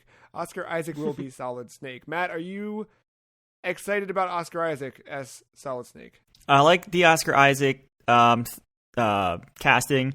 Did you know when he was, I think he was doing like a Star Wars thing about a year and a half ago, he said about putting his name in the hat for Solid Snake. Because someone asked about a video game adaptation, who we want to play, and he said Metal Gear Solid, and he would play Snake. So like he willed that into existence like a year and a half ago or something like that. So good for him. And like on top of that, I think the director posted from like 2018. There was like a private chat with the one artist, Boss Logic, who does a lot of fan made posters or whatever. And he like shared like a private conversation of like where Oscar Isaac was Solid Snake. Even though like the poster doesn't really look like him to me, it just looks like a good Solid Snake from like the actual game. But yeah, I don't know. It's a lot of odd coincidences within the past 3 years. Yeah, I mean, the newest trilogy of Star Wars has its flaws. I'm not going to get into that, but like Oscar Isaac, I think is one of the bright spots of the new trilogy. So like, I'm excited to see what he does with Solid Snake. I am, however, not excited for this movie. This needed to be an HBO Max miniseries, probably up to 20 episodes, just to get the full sense of the Metal Gear experience. I'm just going to remind viewers that in the middle of Metal Gear Solid 4, there is a 1-hour cutscene. And then the end of that game is about an hour and a half between all the epilogues and endings and things like that. So right there, that's just 2.5 hours, and that's not even the whole game. There was a brawl in Metal Gear Solid 4, a fist fight that lasted for 30 minutes with this great music and all this like cinematic things that are happening. You're never going to get that in a movie.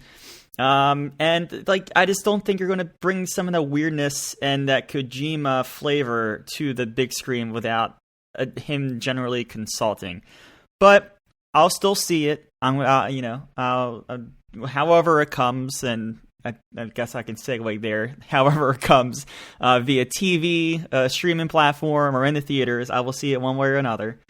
But yeah, I'm a little. A movie, unless they do the Netflix thing and they do, what was that Robert De Niro movie, that The Irishman, that was like 4 hours on Netflix or something like that, unless they do something like that. Look, man, I liked Kong Skull Island from this director, so I am... No, I like Kong. Yeah, I like Kong. I'm just saying, like, Metal Gear is very weird and obtuse, and I just don't know if you're going to fit that and get the same flavor in a 2-hour package. Yeah, I mean, for all we know, this could maybe be more to it than just doing the movie. Maybe if it does well, will it spawn a spin-off series where instead of Snake, it's another clone of Snake, and so you get another actor to play him or something, right. Who knows where this could lead to. Wait, which Snake? Naked Snake? The Liquid Snake? Solidus Snake? Honestly, though, Big Boss? Diet Snake. Yeah. I think there was Warner Brothers announcement this week about everything coming day and date to theater and HBO Max next year. I think that is a big shift for the film industry that I don't know, man. That's a big, crazy move to me that obviously it's not directly video game related, but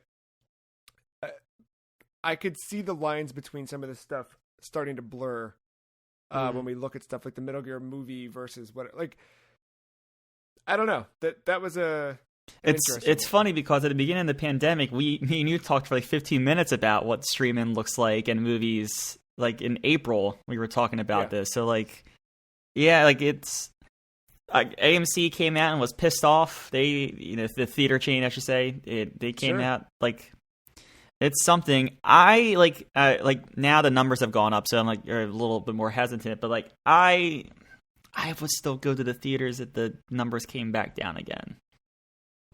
But I know that's just me. I'm like one of three because you said Sonic was your last movie. You saw the whatever last. And... I mean, like I've been to the drive-in since all this, Drive-in's a little bit different. Also, there's not many drive-ins left. We're lucky to have one in our area.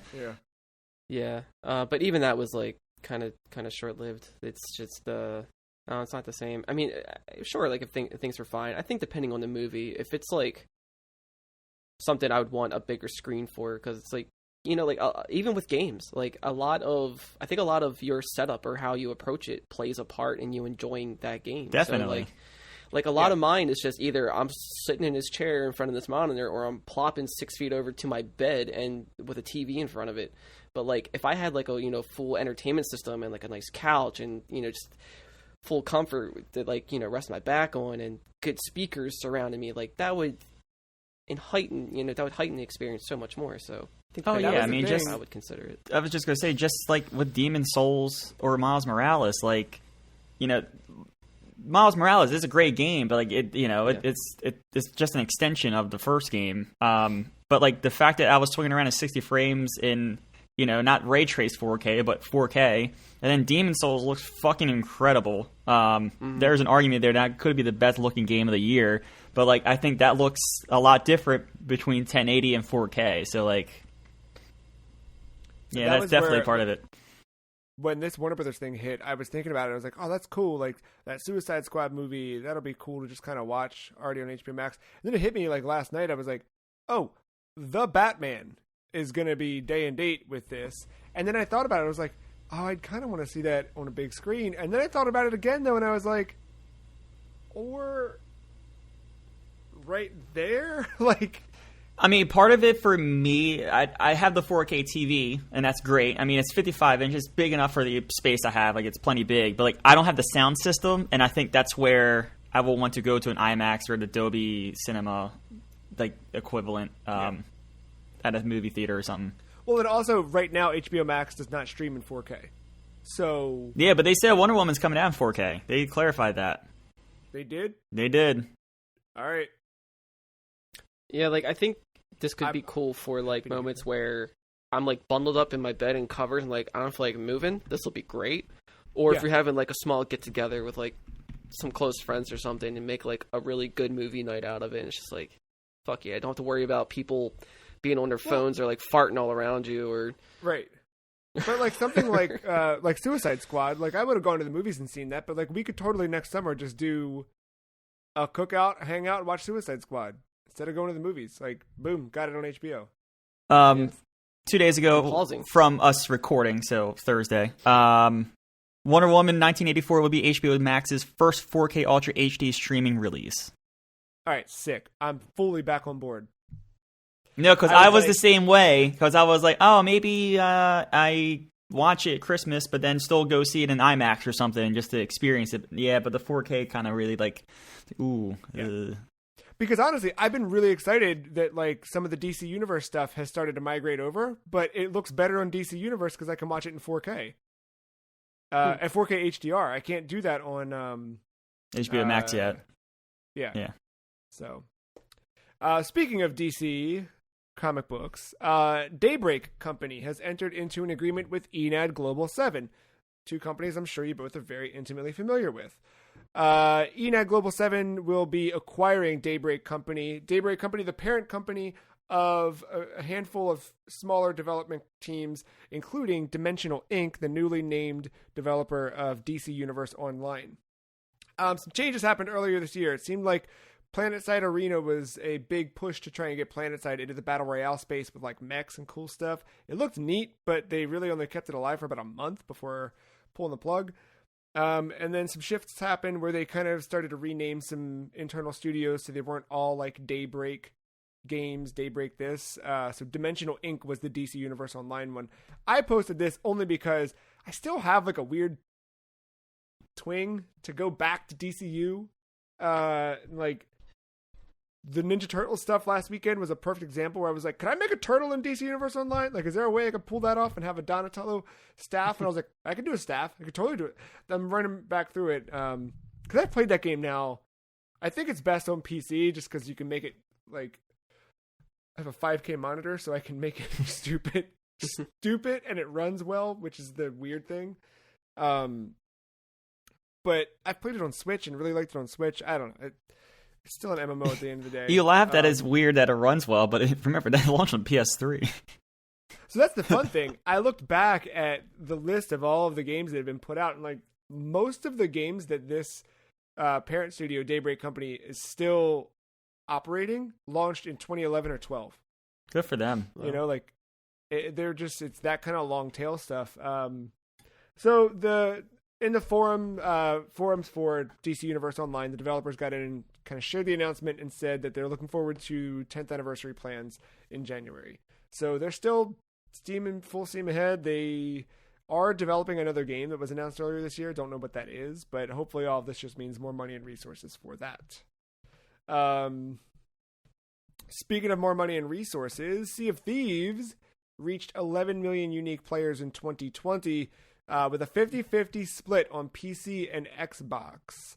It was also announced there's a new subscription service or a new, what was it, for Sea of Thieves? Sorry, I meant to jot this down and then... Oh, do they? I didn't even hear about that. Hold on, I'll look. Is it like a battle pass thing? I gotta look at it. I'm so sorry. That would make sense. Yes. They're going to ditch monthly updates for a seasonal battle pass model in 2021. Oh, okay. I'm gonna start charging now. Okay. It's a battle pass, guys. Come on. Yeah, which means another reason for me not to play it. The new change does away with monthly updates and will instead see content roll out in 3-month-long seasons starting in January 2021. Each season will start with a new piece of content described as a new way to play. Season 1 will feature 3 live events. There's going to be live events, new rewards, quality of life fixes throughout the season.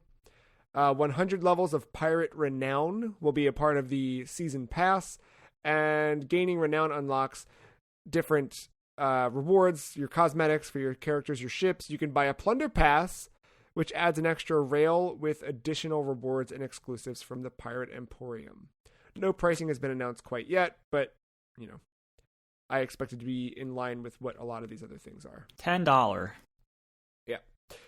And finally, and honestly, I think that's good for Sea of Thieves, as much as I don't care about that pricing model. But Sea of Thieves has, to me, been a Game Pass game, so there's no new income coming from that unless it's someone saying, yo, friend, come play Sea of Thieves with me, sign up for Game Pass, and you can play it for free. And that person's now a Game Pass subscriber, but I don't think there's a lot of direct money. Although it did really well on Steam. Yeah, so that's I was going to bring that up. Like Steam, it killed on Steam when it came out. So you know, that's something to consider as well. That there are game sales happening outside of Game Pass. It's not just the Game Pass bubble. But I mean, yeah, Sea of Thieves. I mean, like that's one of those ones where like I don't know. You see like if you follow like specific streamers, the ones that kind of like play like all around kind of stuff, like. Every once in a while, I see like once every couple months, I see them like playing Sea of Thieves for like a day or two with like you know with people and doing a multicast and things like that. So like this game is very much alive, and this is one of those weird examples where I think the tail is actually bigger than the actual initial launch. Yeah, because I mean, I know it. Just the battle pass makes sense because like you said, like the Steam like people coming in, like a lot of it coming from that, and it's like, well, if you're getting on Steam, that means and more than likely, you probably don't have Game Pass or don't want it because you don't want to pay for a subscription. So maybe this is a workaround to owning that game. And then it's like, well then to make up for that, maybe you can optional pay for a battle pass. So that's kind of like the equivalent, maybe. I wouldn't be shocked if more Xbox games started doing, like first party Xbox games started doing this, where they can get the double dip with one just being on Game Pass and getting the revenue for being free, but then can also get the double dip seasonally, like at $5 or $10 for a battle pass. Like, you know, I think Gears is kind of like it's gone at this point, like that momentum. But like I could have easily seen like a season 1 of multiplayer, you know, 30 days after the initial release. And then get like $8 and you get weird cosmetics, you get different color Batistas and things like that. So, I'm sure Halo Infinite will do something. Huh? I'm sure Halo Infinite will. Yeah, and I think like a shooter like that would make perfect sense for whenever the next Forza comes out. I feel like that's in line to maybe get something like that as well. Like, did you hear the rumor about Forza? Horizons might come before Motorsport. Yeah, Horizon 5 next year, and then Motorsport would be like a complete reimagining of what the whole series is, and that's to be like 2022 or something. That's fine. You know what I did, and I quickly got away from it. I looked at racing wheels. At what? Racing wheel setups. Okay, just want to make sure I heard that correctly. Yep, yeah. I looked. I didn't do much besides look at some price tags and immediately kind of get out of that thing. And then I thought about where I would put it in my apartment, and that was the other thing that kind of stopped me. But I looked. Yeah. So I'm ready for a racing game. Yeah, I'm ready for F-Zero too. Oh man, one day. Our final news story of the week: King of Fighters 15 has been announced, or it was already announced, right? We already knew that was being worked on, but a new teaser trailer for the game has been revealed, which kind of just runs through key art as producer Yasuyuki Oda and creative director Eisuke Ogura appear on video, providing insight and details for the kind of on-screen art that we're seeing. We learn about a couple changes to characters. They talk about different appearance changes, some teases about character specifics, and then announce a full reveal for the game coming January 7th, 2021. January's stacking up. Is January the new October? Stay tuned to find out. Are you guys excited about King of Fighters 15? Not a big fight in person, so no. I personally. need to see how it looks. Not Mark, just you're not going to get sprites. You're not? I bet not. Mm. Would you be happy if they did a good 3D model? Like if they did the Guilty Gear approach? I mean, their last one, when they did like the little update, that wasn't bad. Yeah. I also just wasn't on the King of Fighters train, so I didn't really, play. I think I played a demo, and that was about it. But I mean, it played fine. It ran well. It was smooth 60 frames or whatever. Yeah, I don't know. Yeah, visuals is a big part for me now, especially after Street Fighter. Like if it looks like Guilty Gear, sure. Like, why not? I'm all for it. I think next year's going to be big for fighting games. I mean, like King of Fighters 15. They're about to announce Season 3 of Samurai Showdown DLC, which I'm happy that game's still being supported, even though I didn't jump into it. But I assume Injustice 3 is some point next year. Like, timeline-wise, that makes sense, unless they're going to break their 2-year cycle. What else we got? Like, Tekken doesn't seem like it's slowing down at all. Smash still has a lot of DLC to come. Yeah. Dragon Ball still has momentum. Say it again? Dragon Ball still has momentum. Yeah, they keep adding Master Roshi and another Goku to that. I was gonna say more Gokus, but yeah. Yeah. But I mean, all of that, I think Street Fighter 6 is imminent at this point, like at least an announcement or a tease, like maybe that's this week, who knows. I feel like a Killer Instinct is like, I think there's a lot of fighting game potential to happen next year. I think this year fighting games really suffered because of pandemic not allowing people to get together and actually play online. And I think that there's a lot of like pent up energy and excitement about fighting game stuff that we'll start to see come out next year. Especially more like unconventional ones. Like I know, I believe a sequel to Lethal League is maybe happening. I don't know. They started to, they added more content to that game recently, and that game isn't new. Like I think it's a year or two old or something, but they're making it more like tournament worthy now and taking it a little more seriously. But I don't know, like if any of you have ever played that game, I've only ever seen it, but if you haven't, you should try it. I think it's pretty cool. It's just like extreme. It's like you're just hitting a baseball at each other or just a ball at each other back and forth, and the momentum will just keep going and going if you can keep it consecutive, and it's just insane. Yeah, it's like they took the idea of Windjammers and turned it into a fighting game or something like that. It's cool. And it has like the whole like Jet Set vibe to it. Yeah.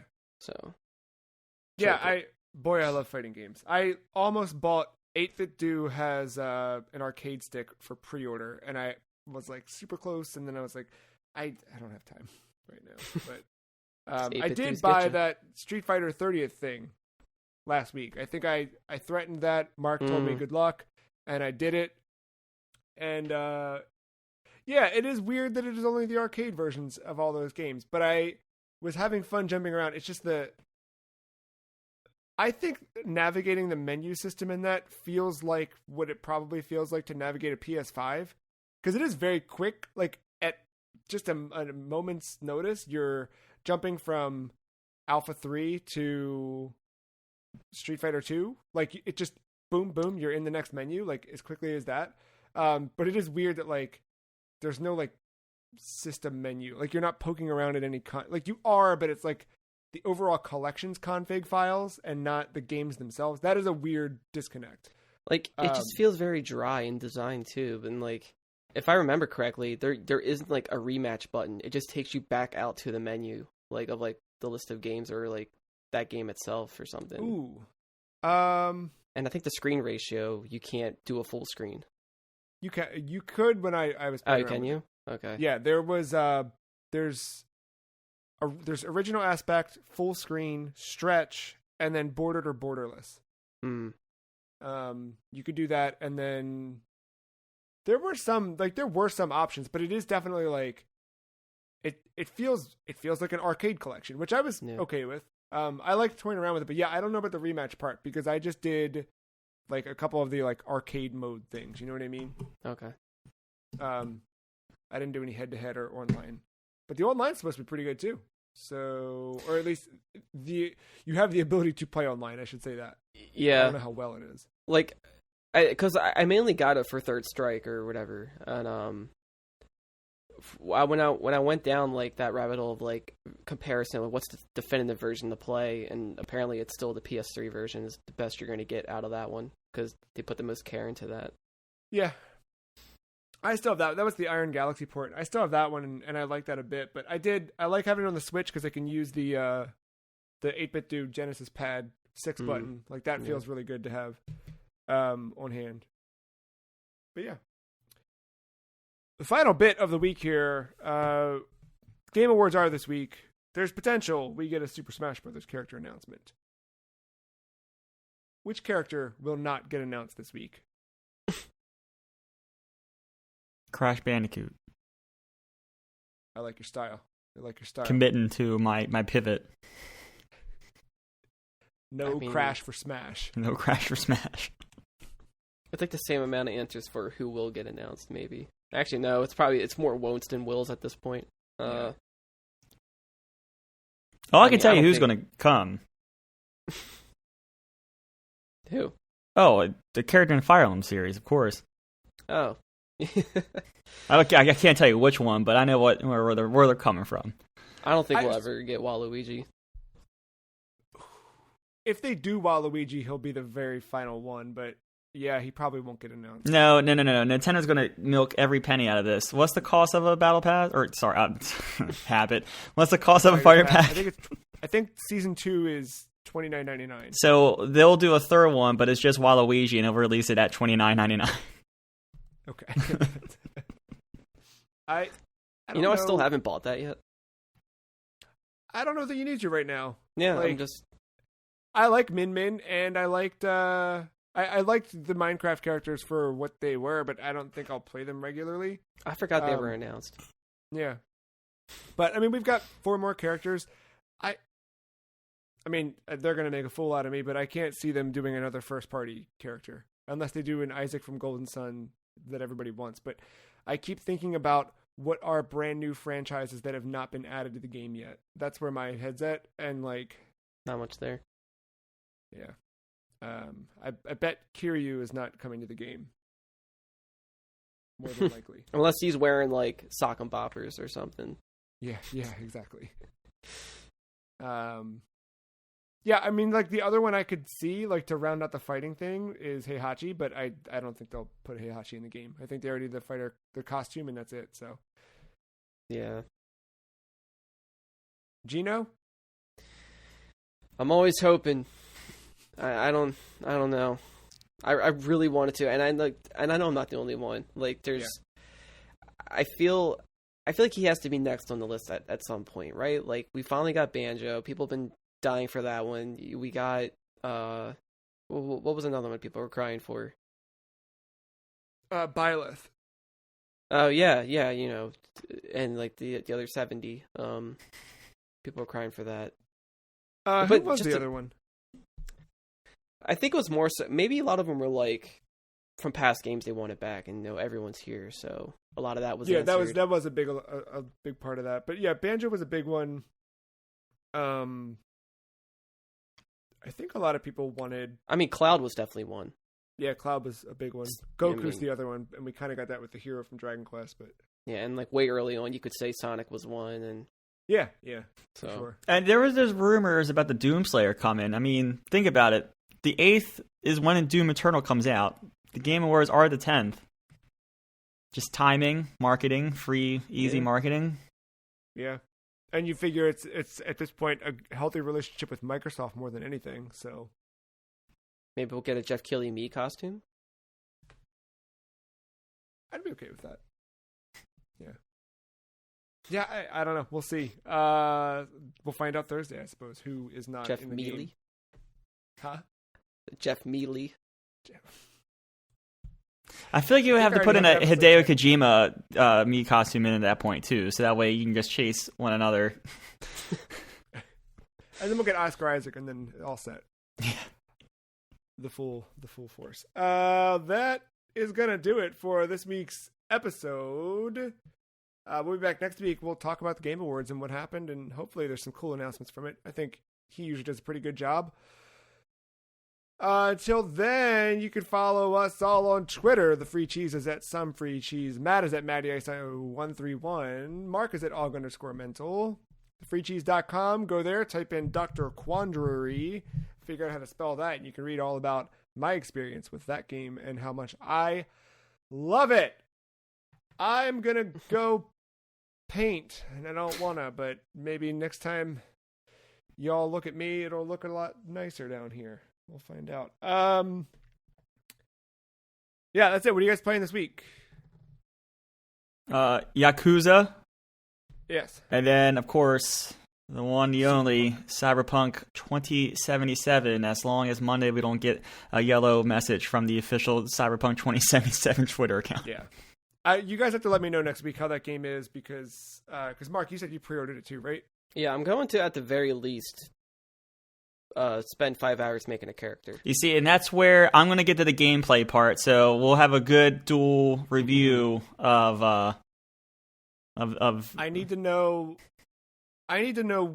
that it's very crucial next week. As a matter of fact, like my decision is pending on what I can make my character look like, what what feat options are available to me. Okay. And what do you actually do in this game? Because I'm all for a great character creator, but I'm just waiting on Neo 2 at this point to have that upgraded version hit, and just jump in there. So I can go do a character creator there if I need to. But what is this game? Is this game actually interesting to play? And if so, maybe I'll join this crusade. But yeah. Mark, anything outside of Superpunk that you're getting into this week? You mean Cyberpunk? No, Superpunk. I'm calling it. That's my new name for it. I want to call it Superpunk. It's Superpunk to me. Superpunk's a good name. Thank you. Actually, let me go buy that website real quick. Yeah. Go ahead. I mean, I think I'll still dip into 13 Sentinels here and there. I'm liking where it's going. I don't want to leave it hanging where it's at right now. So that's a good feeling. Yeah, it was hard to go back to that after I left it hanging for a few weeks. So I would say if you've got the steam for it, stick up the momentum. Anything else down the pipe? I don't know at the moment. We'll see if, Game Awards might drop some shadow drops there, or I know they're doing the whole demo thing with Steam and Nvidia or whatever. So wait, if you were shadow dropping, would you still want to shadow drop? Metroid Prime Trilogy. Like what? What? I'm just saying, now all of a sudden, you had the element of surprise, shadow drop, ooh, shocking, but now it's up against Cyberpunk. I think honestly, with that Fortnite stuff happening that maybe or doesn't include Samus as a playable character, because they just added Kratos, and then the rumor is that Master Chief is coming, and then Samus is coming again. If that is all a thing, then you drop the Metroid Prime Trilogy, because Mario's done, right? We've sold the Mario stuff that we're going to sell for this year. You're going to have a couple people on Christmas that buy the 35 thing, and that'll continue to sell through March. But you need to start making a pivot to the 35th anniversary for Metroid and Zelda, and get everybody hyped for Prime 4. Or honestly, I don't think we get Prime 4 next year. I think we get a Fusion sequel that's next year. But I think you start to grease the wheels for that right now. You could, and then get everybody excited. They buy that, then they buy Prime 4 in 2022, and then in 2023, we're all dead. Sorry, Mark. No, I was just gonna say, I think it's just what I was saying about Shadow Drop, and I don't think it would be like anything super huge, kind of just like smaller games or maybe some like content or maybe demo stuff. Yeah, I mean, I agree with that. I just like, I don't know. Yeah. If I was I don't know. If I was small indie developer and this is like, you know, my job rides on the release date and this selling well, I don't know if I feel comfortable releasing December 10th anymore. Just if Quiet Mountains was a Shadow Drop. That's not a Shadow Drop. Oh gosh. That's not a Shadow Drop. But man, what a dream. Yeah. Well, we will find out in a week. Until then, I hope everybody has a fantastic week ahead. Enjoy yourselves. Do something nice for yourself. Buy yourself a bag of Doritos. Do something that makes you happy. We'll be back next time. Thank you, Mark. Thank you, Matt. Thank you, listener, for listening. Bye.